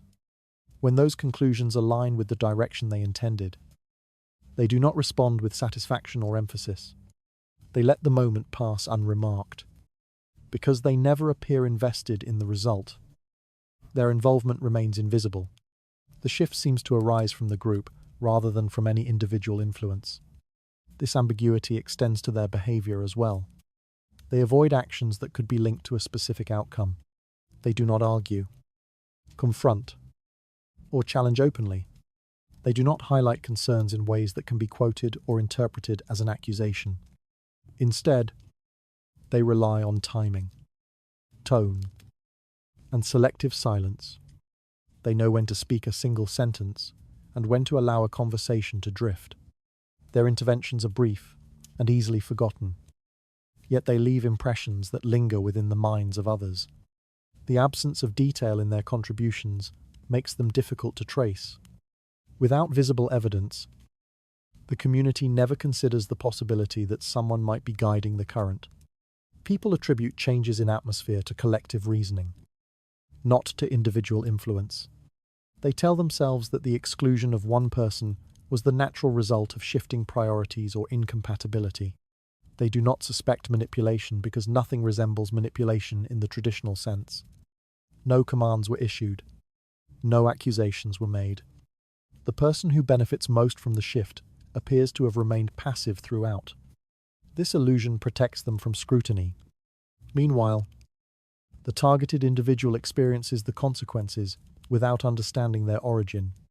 When they try to identify what changed or who initiated the adjustment, they encounter only polite faces and vague comments. No one seems to have played an active role. Every conversation ends with the feeling that the change just happened, that no one is responsible. This lack of clarity deepens their confusion and prevents them from addressing the issue directly. They cannot challenge a process that appears to have no author. The manipulator's greatest strength lies in this invisibility. Influence becomes more potent when it cannot be traced. The moment a direct connection is drawn, the effect weakens. But when no connection exists, the effect seems to emerge naturally from the group's instincts. People view the manipulator as a neutral presence, sometimes even a stabilizing one. Their calmness and distance provide cover. Even if someone were to suspect their involvement, the lack of evidence transforms the suspicion into mere speculation. This strategic invisibility requires discipline. The manipulator must resist the impulse to claim credit or steer events too directly. They must remain composed even when the outcome aligns perfectly with their intentions. They avoid unnecessary commentary, as commentary might reveal their perspective too clearly. Their silence allows others to speak for them without realizing they are doing so. In this way, the manipulator exerts influence without appearing to participate. Over time, this pattern becomes self-sustaining. The group attributes shifts to collective insight rather than to individual design. The manipulator grows more secure in their role because the community perceives them as impartial. Their reputation for restraint shields them from association with any negative developments. They continue to operate through subtle adjustments, guiding behavior without being recognized as a guiding force. Their presence is felt, but never identified. For those who attempt to confront the exclusion, the absence of evidence becomes an insurmountable barrier. The targeted individual may voice concerns or express confusion, but without clear incidents to point to. Their words seem disproportionate.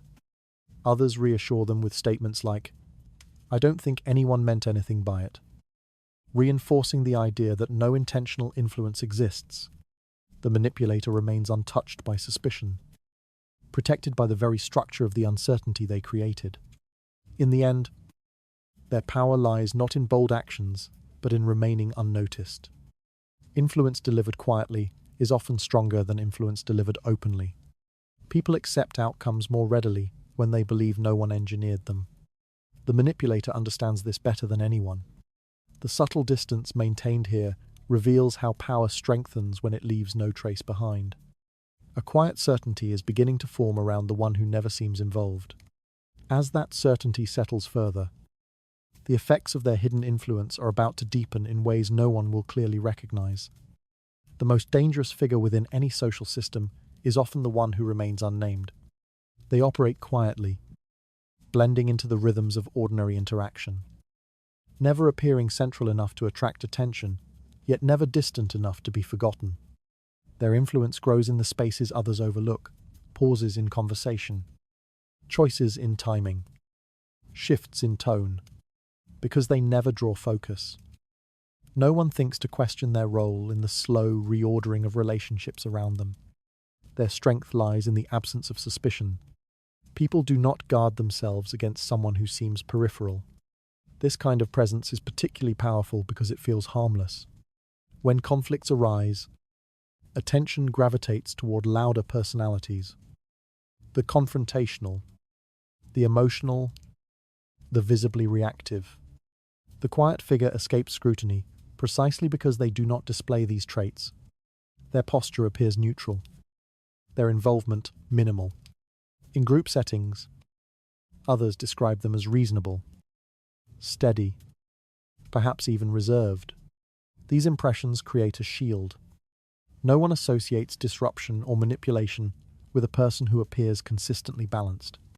Their influence expands through subtle reinforcement rather than overt action. They offer small comments that seem innocuous. Yet these comments shift the emotional temperature of a conversation. They ask questions that seem casual but guide others toward particular interpretations. They maintain a calm demeanor that encourages others to confide in them, unaware that their words will be absorbed, interpreted, and later repositioned to shape the group's understanding. People assume that the quiet listener has no agenda, which makes them comfortable sharing thoughts they would not voice elsewhere. The unnamed figure understands that power is most effective when it does not look like power. They do not confront or criticize directly. Instead, they observe how others respond to tension and use those responses to direct subtle pressure. When someone begins to lose favor, the quiet figure does not push them. They simply allow the group's reactions to build momentum. A slight nod, a measured silence, or a gentle expression of concern can validate the group's suspicions without ever appearing to encourage them. Their influence flows through implication rather than instruction. One of the reasons they remain undetected is their skill at avoiding ownership of ideas. They never present a conclusion as their own. Instead, they frame thoughts as possibilities. Some people seemed concerned, or I'm not sure, but maybe something felt unusual. These statements carry no accountability yet guide listeners toward doubt. Because the comments contain no explicit claims, no one can trace the resulting shift back to the speaker. The quiet figure remains untouched, even as their words shape the collective atmosphere. Their actions also evade visibility because they mirror the group's behavior rather than standing apart from it. When others begin to distance themselves from someone, the quiet figure does the same, but with such subtlety that it appears coincidental rather than deliberate. Their timing is precise, aligning their movements with the group's natural tendencies. As a result, their participation in reinforcing exclusion seems like a passive reflection of broader dynamics rather than intentional direction. What makes them truly dangerous is the combination of insight and restraint. They see the vulnerabilities in a social structure long before others notice them. They recognize who is losing ground, who is gaining influence, and who can be nudged toward or away from certain alliances.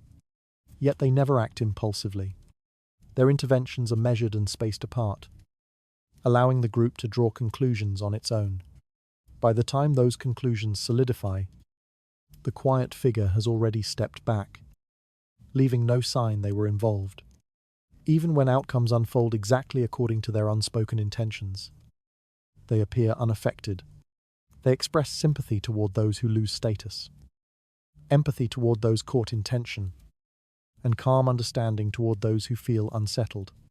This emotional distance reinforces the illusion that they play no part in the shifts occurring around them. People trust them more deeply because they seem removed from conflict, unaware that the calm exterior conceals a deliberate shaping of events. For the person who becomes isolated through this process, identifying the source of the shift becomes impossible. Every sign points to collective sentiment rather than to an individual influence. They search for explanations, but encounter none.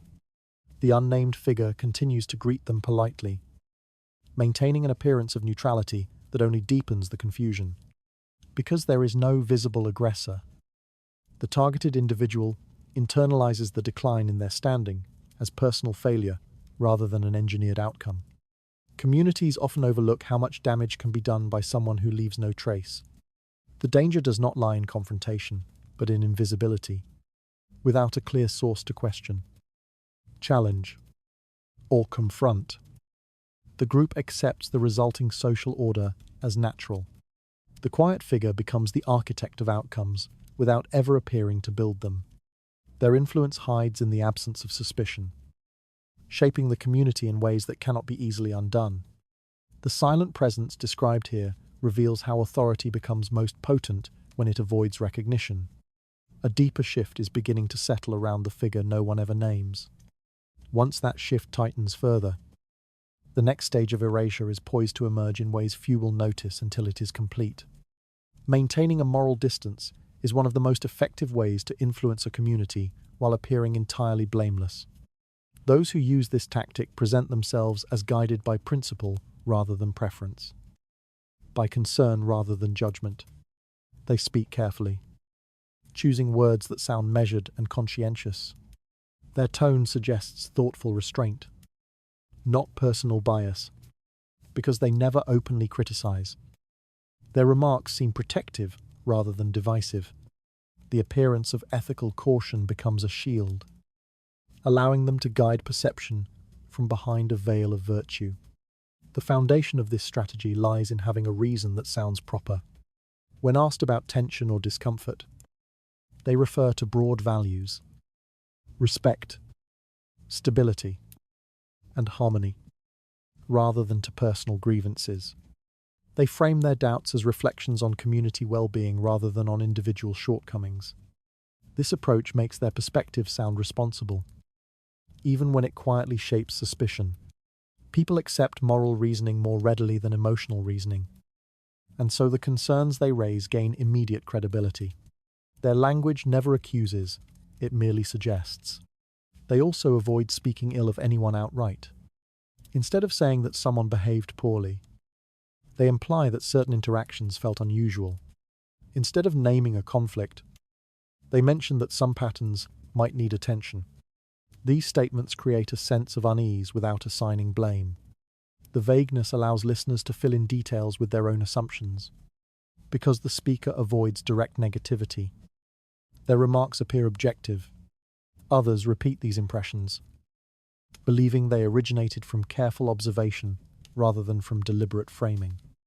This technique gains power from the way it shields the speaker from accountability. If questioned, they can insist that they were merely expressing concern. Their tone contains no hostility, and their words offer no concrete accusations.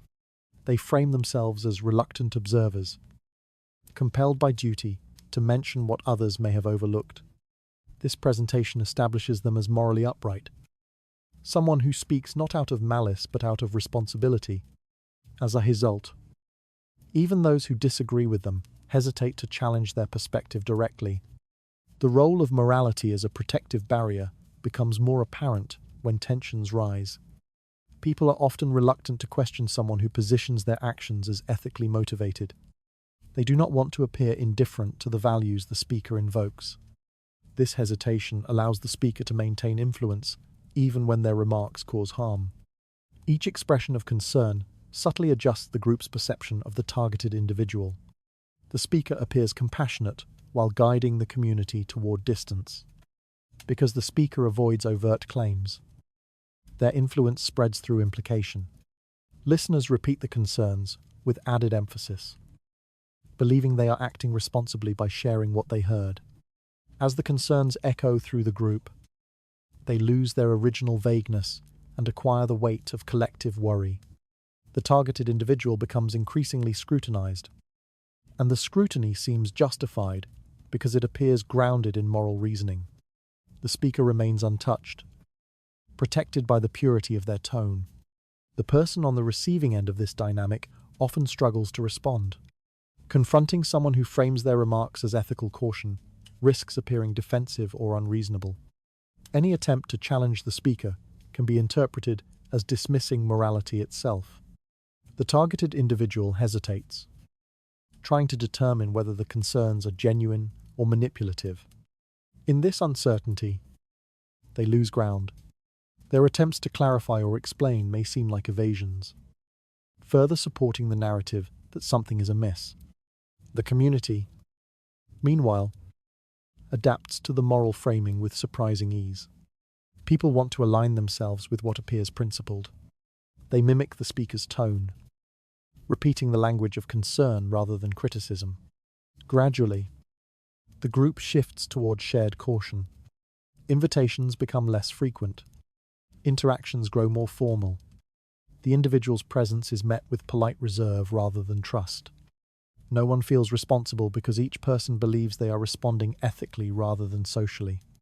This process becomes particularly insidious when the speaker continues to express sympathy for the excluded individual. They may say, "I hope everything improves for them," or "I wish things were easier." These statements reinforce the speaker's supposed neutrality while deepening the narrative that the individual is struggling. The sympathy masks the role the speaker played in creating the struggle. Observers view the speaker as compassionate, unaware that the compassion conceals a subtle orchestration of perception. Over time, the community forgets how the shift began. The moral framing becomes part of the collective memory.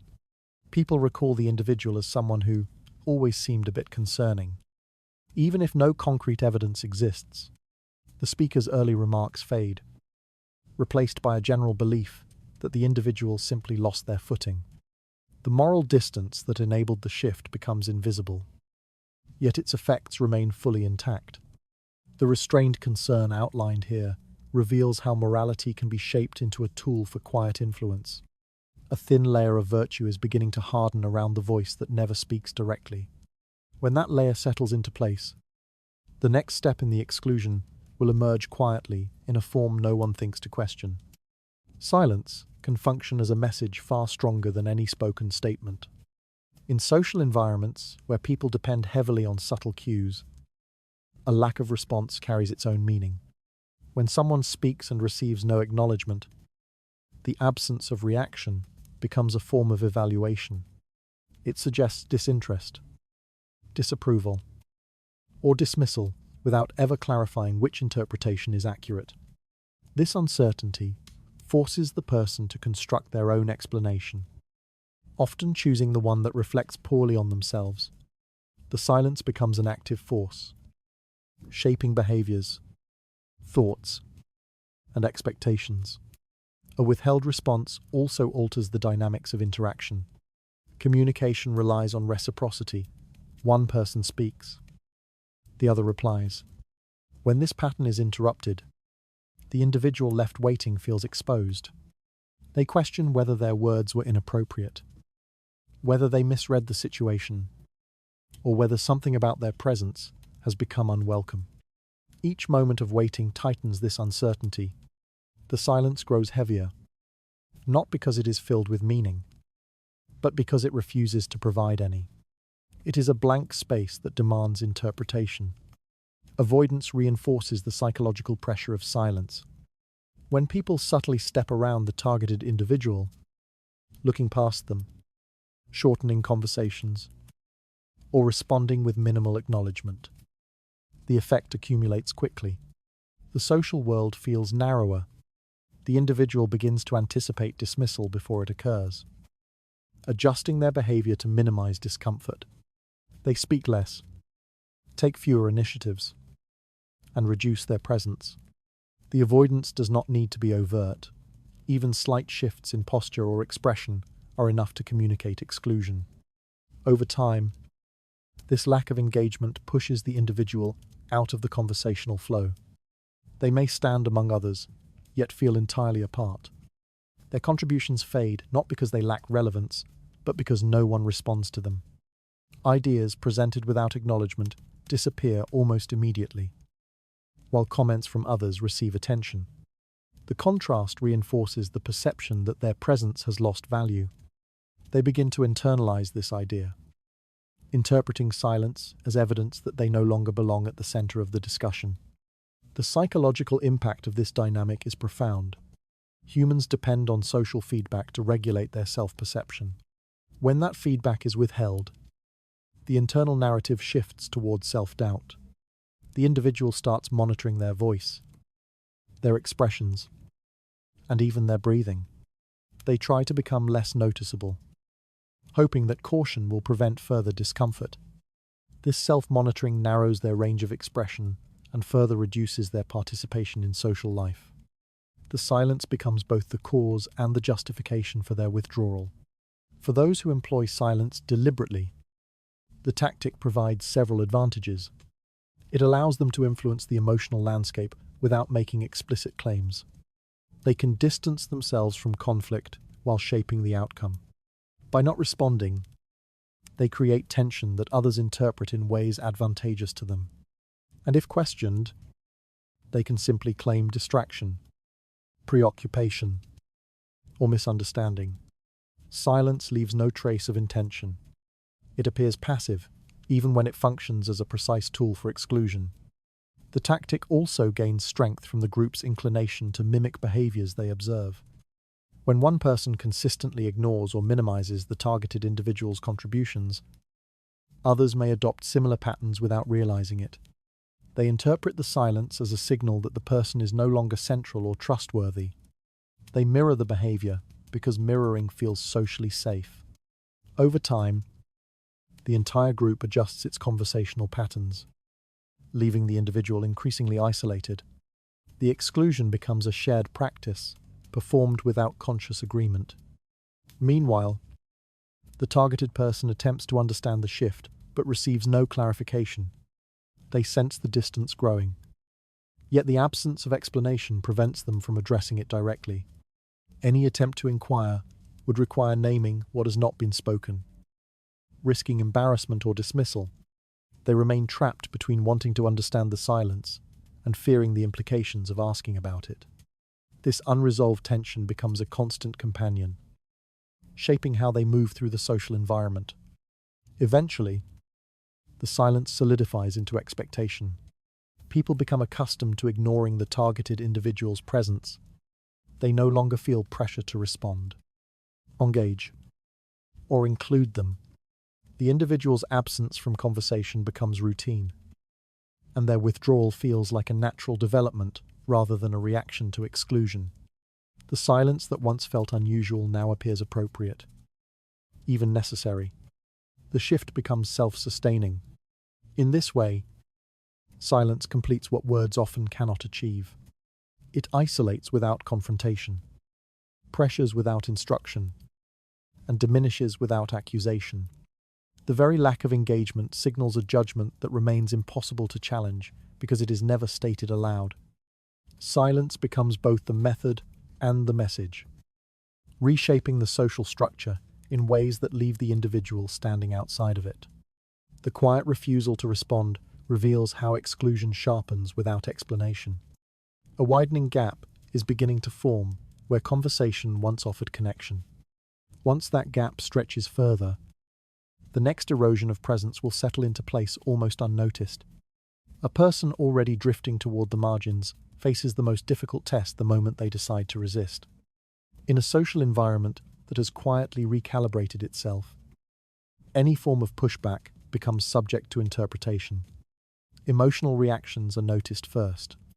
People remember raised voices, danse expression, or a shift in tone far more vividly than the circumstances that produced them.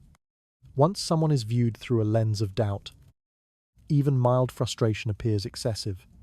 Their reactions are no longer read in context, but as confirmation of an emerging narrative. The group observes these signs and concludes that the individual is unstable or overly sensitive, reinforcing the distance that was already forming. Attempts to explain only compound the problem. Clarification requires detail, and detail often sounds defensive when the audience has already begun to disengage. As the individual tries to describe what has changed, listeners grow uncomfortable. They do not want to acknowledge the subtle shifts they themselves contributed to, nor do they want to question the group's emerging consensus.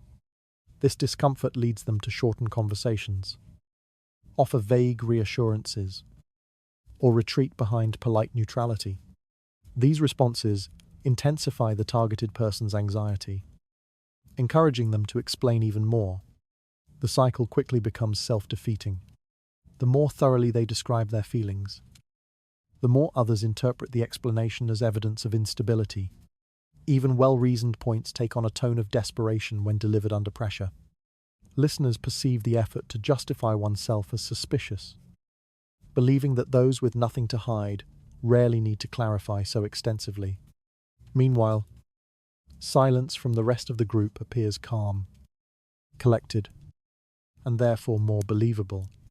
The contrast weakens the individual's position before they have a chance to regain balance.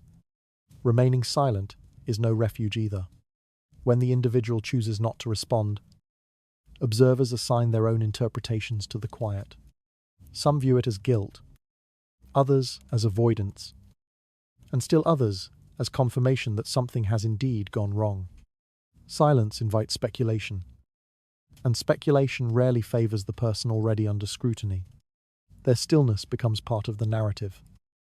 Not a pause, but an admission. Even neutrality is no longer available to them because the group has already decided that their behavior must signify something. This makes the individual situation uniquely precarious. Every option carries risk. Emotional reactions reinforce the belief that they are volatile. Calm explanations appear calculated.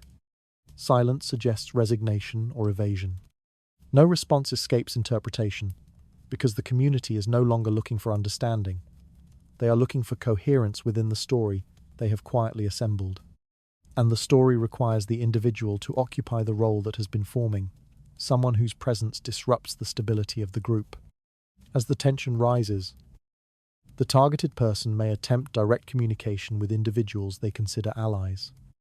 But these conversations unfold under the weight of the broader shift. People respond cautiously, aware that aligning themselves too closely with someone losing standing may endanger their own position. They express sympathy without commitment, offering soft phrases such as, "I'm sure things will work out," or "maybe you're overthinking it." These statements, intended to diffuse discomfort, instead widen the divide. The individual realizes that even those they trusted are unwilling to fully engage. Every step they take to regain equilibrium inadvertently deepens the perception of imbalance. Their efforts to explain appear excessive. Their attempts at restraint appear forced. The group interprets their behavior not as a response to exclusion, but as the cause of it. Each interaction becomes part of a larger pattern that reinforces the shifting narrative. The individual watches themselves reflected in expressions of concern, hesitation, and distance, none of which resemble how they once moved within the community. The most striking feature of this dynamic is how quickly it becomes irreversible. Once the group accepts a certain interpretation of someone's reactions, that interpretation colors everything that follows. Even gestures meant to restore harmony are seen as strategic. Genuine vulnerability is dismissed as manipulation. The person's intentions no longer matter, because intention is evaluated through the framework of the group's collective assumption. And within that framework, the individual is already defined. With each attempt to resist the drift, the person sinks deeper into its current. They feel themselves losing control not only of their reputation, but of the way their emotions are perceived. The simple act of reacting becomes dangerous. They tighten their voice, their posture, their presence, trying to minimize the possibility of being misread. Yet every adjustment feels inadequate. They are caught between the desire to defend themselves and the fear that any action will make things worse. Over time, this pressure shapes their behavior in ways that confirm the group's expectations. They become quieter, more careful, more withdrawn. They hesitate before speaking. They weigh every word, aware that no interpretation will be generous. What started as a reaction to exclusion is now indistinguishable from the characteristics the group believes it possesses. The space around them continues to widen, not because of any direct act, but because their attempts to navigate the situation have become entangled with the narrative that isolates them. The fragile responses described here reveal how resistance can accelerate the loss of standing once doubt has taken hold. A subtle tightening is beginning to surround every move the individual makes. After that tightening settles, the next restriction on their presence will unfold with even greater ease. There comes a moment in every gradual exclusion when the individual finally understands the extent of their isolation. It does not arrive with confrontation or accusation. It arrives through stillness, an accumulation of small absences that quietly align into clarity. They look around and see no obvious enemy, no person who openly opposed them, no argument that marks the beginning of their decline. Yet something undeniable has shifted. The familiar rhythms of support, companionship, and recognition have dissolved, leaving a space where connection once existed. They realize they are standing alone, not because someone pushed them outward, but because the group has silently moved away. This recognition often emerges during ordinary interactions. A conversation unfolds without them, and no one notices their silence. A decision is made, and no one thinks to include their perspective. A gathering takes place, and their absence is treated as natural rather than unexpected. At first, these moments feel isolated, explainable, but eventually the pattern becomes too consistent to ignore. The individual begins to understand that the network of relationships surrounding them has thinned, leaving gaps that were previously filled with ease. What makes this moment particularly disorienting is the lack of an identifiable cause. They search for specific conflicts, harsh words, or misunderstandings that could explain the change. But none appear. No one has confronted them, criticized them, or expressed displeasure. People greet them politely, offer small smiles, and maintain a veneer of courtesy. Yet beneath the politeness lies an unmistakable distance. They sense it in the way conversations end more quickly, in how eyes glide past them, in how their presence no longer anchors the group as it once did. The absence of hostility does not comfort them. It reinforces the sense that nothing can be fixed because nothing was ever named. The disappearance of allies is the heaviest part of this realization. Individuals they once trusted shift subtly into neutrality. Their tone softens into something cautious. They avoid expressing opinions that might draw them into tension. When the isolated person reaches out, those who once responded readily now hesitate. They offer vague kindness, but not support. The individual feels the difference immediately. Support is active. Politeness is passive. What remains around them is only politeness. They notice, too, the absence of protection. In earlier stages of community life, someone might have stepped forward to clarify misunderstandings or offer reassurance. Now no one intervenes. No one speaks on their behalf.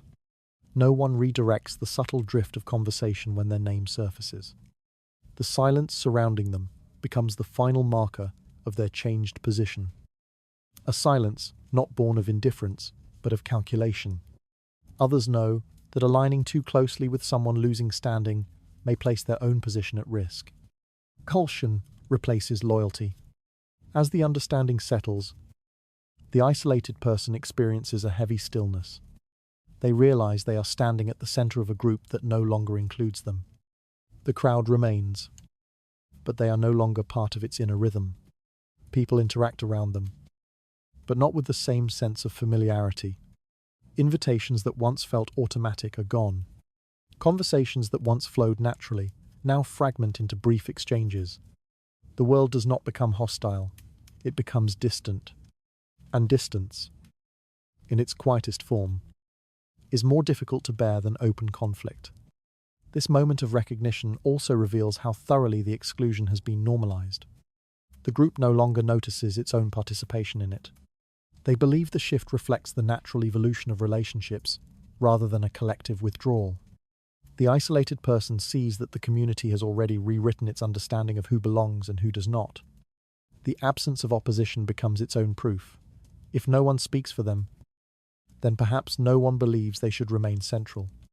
In the midst of this realization, the isolated individual begins to adjust their behavior. They speak less, to retreat sooner, and avoid asserting their needs. The world around them feels heavier, as though each social interaction requires more effort than before. They sense that their words carry less weight, that their presence no longer influences the direction of conversation. The internal pressure intensifies, not because anyone threatened them, but because the group has quietly reshaped itself to function without their inclusion. What makes this moment decisive is its simplicity. There is no dramatic event, no confrontation, no turning point to mark the beginning of their solitude. The realization emerges from accumulated subtleties, disappearances, silence, glances that slide away instead of landing. In time, these fragments arrange themselves into a truth the individual can no longer ignore. They are alone within a crowd, and the crowd has already learned how to move without them. The quiet revelation described here shows how isolation completes itself without a single open conflict. A new stillness is beginning to press against the edges of the individual's place in the group. After that stillness deepens, the next stage of social disappearance will unfold with even greater finality. The normalization of exclusion rarely appears intentional at the beginning. What seems like an isolated oversight or a momentary lapse gradually settles into a pattern that no one feels responsible for creating. Early signs of distance blend easily into the natural variability of social life. Someone is forgotten on a message, left out of a gathering, or overlooked during a discussion. These slips are small enough to dismiss. People assume they happened by accident, and the targeted individual often accepts this explanation because it softens the discomfort. But repetition turns coincidence into something more stable. As these omissions accumulate, the community begins to adjust its expectations. What once felt unusual becomes familiar. The targeted individual appears less present, not because they chose to withdraw, but because the group has quietly learned to function without them. Each time their name is left unspoken or their presence unconsidered, the pattern becomes easier to repeat. Others mimic the behavior without thinking, interpreting the silence as a sign that the person has drifted to the margins. No one acknowledges the shift, because acknowledging it would require admitting participation. This gradual repetition transforms exclusion into habit. People act according to the social cues they observe, and once exclusion becomes visible, even subtly, it becomes self-reinforcing. Invitations are sent without their name, because that was the pattern last time. Decisions are made without their input because no one asked them previously. Conversations bypass them because the rhythm of the group has adapted to their reduced presence. Each small omission strengthens the perception that their involvement is unnecessary or optional. By the time the exclusion solidifies into a habit, the targeted individual begins to feel the weight of an invisible boundary. They notice how reflexively others overlook them, how easily discussions move past their contributions, how rarely anyone seeks their perspective. These moments are no longer isolated. They form a coherent structure, yet the absence of intent makes the structure difficult to confront. No one believes they have acted unfairly. Everyone sees themselves as simply following the social flow, unaware that the flow has been shaped by earlier subtle movements. Eventually, the habit evolves into a norm. The community stops perceiving the targeted individual as someone who was once central. Instead, they are viewed as someone who has always occupied the edges. The group rewrites its memory in small but significant ways. They recall fewer instances of the person's earlier involvement and emphasize moments that fit the new narrative of distance. Over time, the exclusion feels not only natural but correct. It becomes the default, the baseline from which all interactions proceed. This transformation is strengthened by the human tendency to rationalize existing conditions. Once a pattern becomes familiar, people create explanations that justify it. They might conclude that the targeted individual prefers solitude, has become unreliable, or simply lacks connection with the group. These interpretations stabilize the norm by giving it a sense of logic. No one questions whether the group played a role in creating the shift, because the present state feels self-evident. The norm explains itself. For the excluded person, this normalization is the most disorienting stage. Earlier, they might have sensed specific moments that contributed to their isolation. Now the isolation feels structural, embedded in the community's habits rather than in any individual's actions. They struggle to find a point of entry to challenge the pattern because the pattern does not belong to any one person. It belongs to everyone and no one at the same time. Attempts to reinsert themselves feel strained, as though they are interrupting a rhythm that has learned to move without them. This sense of inevitability deepens the individual's withdrawal. They begin to believe the narrative the group has constructed, interpreting their exclusion as a reflection of personal inadequacy rather than a product of gradual social drift. The pressure to justify their presence becomes overwhelming. Each attempt to participate involves navigating a network of subtle hesitations, shortened responses, and polite dismissals. The more they try to return, the more the group's established habits resist them. Once exclusion becomes the norm, reversing it requires effort that few are willing to invest. People prefer consistency, even when it is harmful. The group maintains the new structure unconsciously, reaffirming it through everyday gestures. Future members adopt the norm without question. The targeted individual becomes a footnote, someone whose absence is easier to accept than to understand. By the time this stage is reached, the exclusion no longer feels like a choice. It feels like the natural order of things. The progression traced here reveals how repetition turns silence into expectation. A firmer alignment is beginning to form around the story the group now accepts as truth. Once that alignment hardens, the next rewriting of memory will settle over the community without resistance. Collective memory is never fixed. It shifts according to the needs, habits, and comfort of the group. When exclusion has persisted long enough, the community begins to forget that events could have unfolded differently. The gradual rewriting of the story does not occur through deliberate fabrication, but through repetition. People recall moments that align with the current structure and quietly discard those that contradict it. The targeted individual's former presence fades not through active erasure, but through lack of reinforcement. Over time, the community remembers only the version of events that supports the present order. This rewriting begins subtly. When the individual's name arises in conversation, people recall isolated incidents, stripped of their original context. A single, awkward interaction becomes a symbol of their supposed unreliability. A moment of hesitation becomes evidence of long-standing distance. Meanwhile, supportive gestures, meaningful contributions, and ordinary moments of connection fade from memory because they are no longer relevant to the story the group now embraces. Memory reshapes itself around convenience, not accuracy. As the story stabilizes, the individual's former role becomes difficult for others to imagine. People revise their understanding of how significant the person once was, remembering them as peripheral, even when they once stood at the center. The past is adjusted so that the present feels logical. This reconstruction happens gradually, reinforced in casual conversations where no one is consciously lying, but where each person repeats a slightly altered version of events. The cumulative effect is a narrative that appears coherent but is built on omissions. Collective memory thrives on consensus. Once enough people adopt the revised version of the story, others fall in line simply because agreement feels safer than contradiction. Challenging the shared narrative would require questioning not only the accuracy of memories, but also the group's behavior over time. Few are willing to confront that discomfort, so the story remains, unquestioned and increasingly stable. Each retelling solidifies the revision, strengthening the sense that the exclusion was always justified. For the excluded individual, this shift feels like a second erasure layered on top of the first.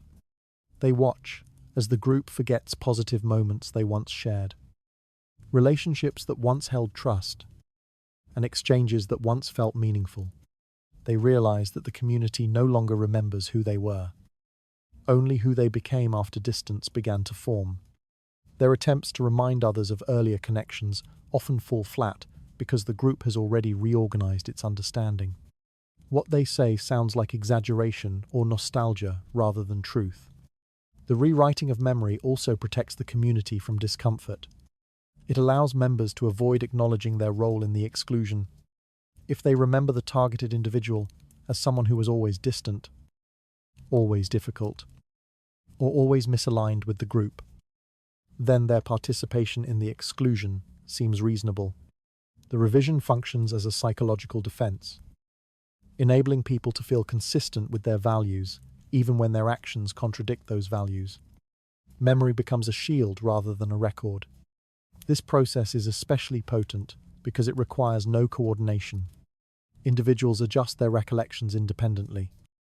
Guided by the subtle influence of the present, people begin to speak of the excluded person in the past tense, as though they had drifted away long ago. They describe the shift as inevitable, even though it began with small, intentional acts. Over time, the story becomes tidy and linear, ignoring the ambiguity and complexity that marked the early stages of exclusion.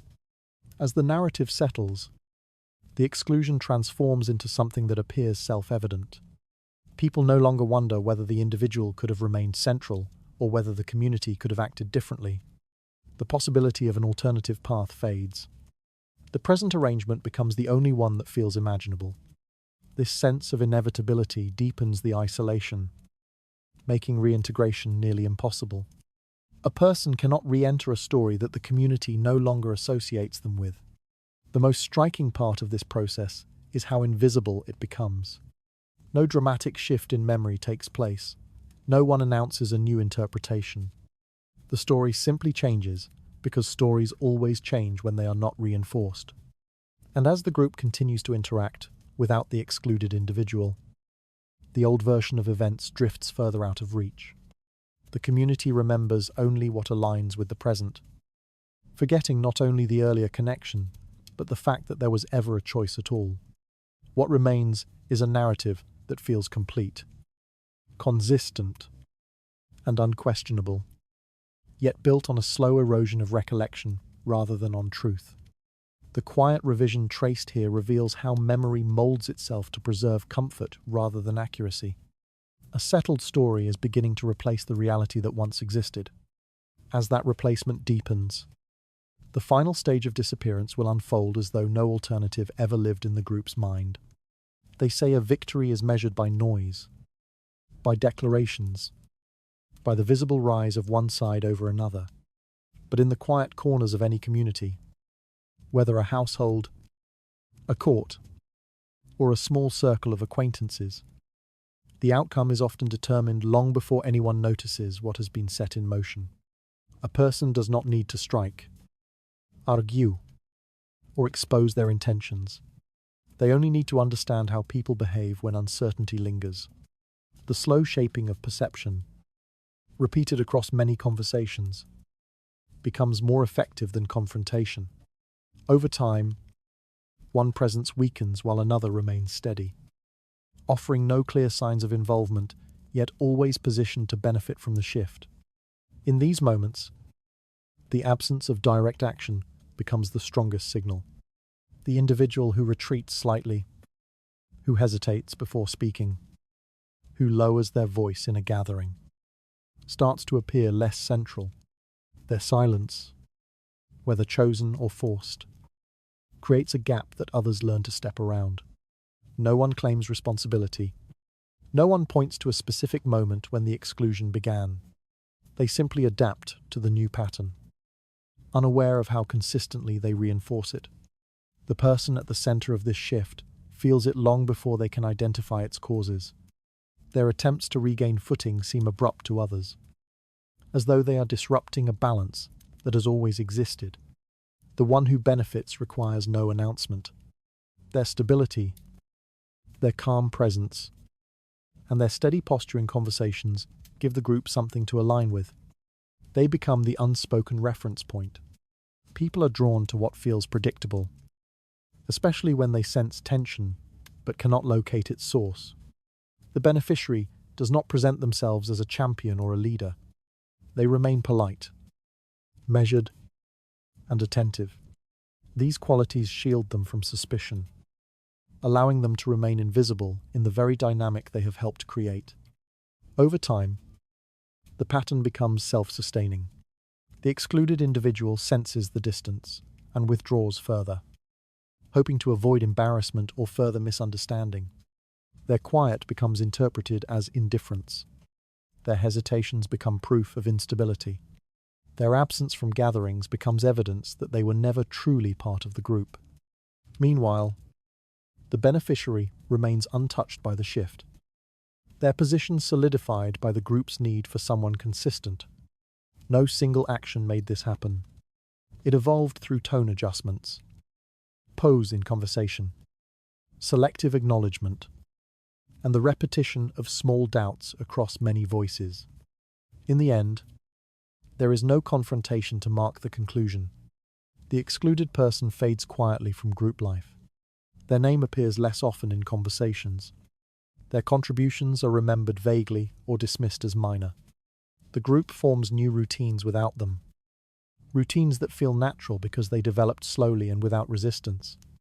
The beneficiary stands where they always stood, visible but unchallenged, though now their position feels more central. They did not need to push anyone aside. The group did that on its own, shaped by subtle influence and reinforced by its own desire for cohesion. The most striking part of this process is the lack of clarity. No one can identify a decisive moment or an explicit plan. The result feels as though it emerged on its own. But repetition creates structure, and structure becomes reality. People forget early signs, forget alternate versions of events, forget that the excluded individual once stood easily among them. The final stage is quiet. There is no declaration of victory, no acknowledgement of loss. There is only a gradual reorganization of memory and routine. The person who benefits remains untouched by blame. They never raised their voice. They never told anyone what to think. They simply allowed the group to drift in a direction that favored them. This is how influence works when it seeks no recognition. It shapes the outcome while leaving no fingerprints behind. The group believes it arrived here on its own. The excluded individual has no clear explanation for what happened, and the beneficiary moves forward with a position no one questions. By the time the story reaches this point, the conclusion feels inevitable. The excluded person appears to have stepped away of their own accord. The group feels justified in its new structure, and the beneficiary stands in the steady center of the arrangement. Unchallenged and unexamined, the victory is complete. Not because it was claimed, but because no one else remains to challenge it. A quiet end settles over the story, shaped by absence rather than action. A pattern of agreement is beginning to freeze into permanence. As that permanence spreads, the one who remained still will rise without ever having lifted a hand. And now, as the room softens and the story finds its final line, let the weight of these quiet shifts drift away from your thoughts. The night is gentle, the air is steady, and nothing more needs to be held. Sleep well, and rest easy. This tale has reached its close. Good night.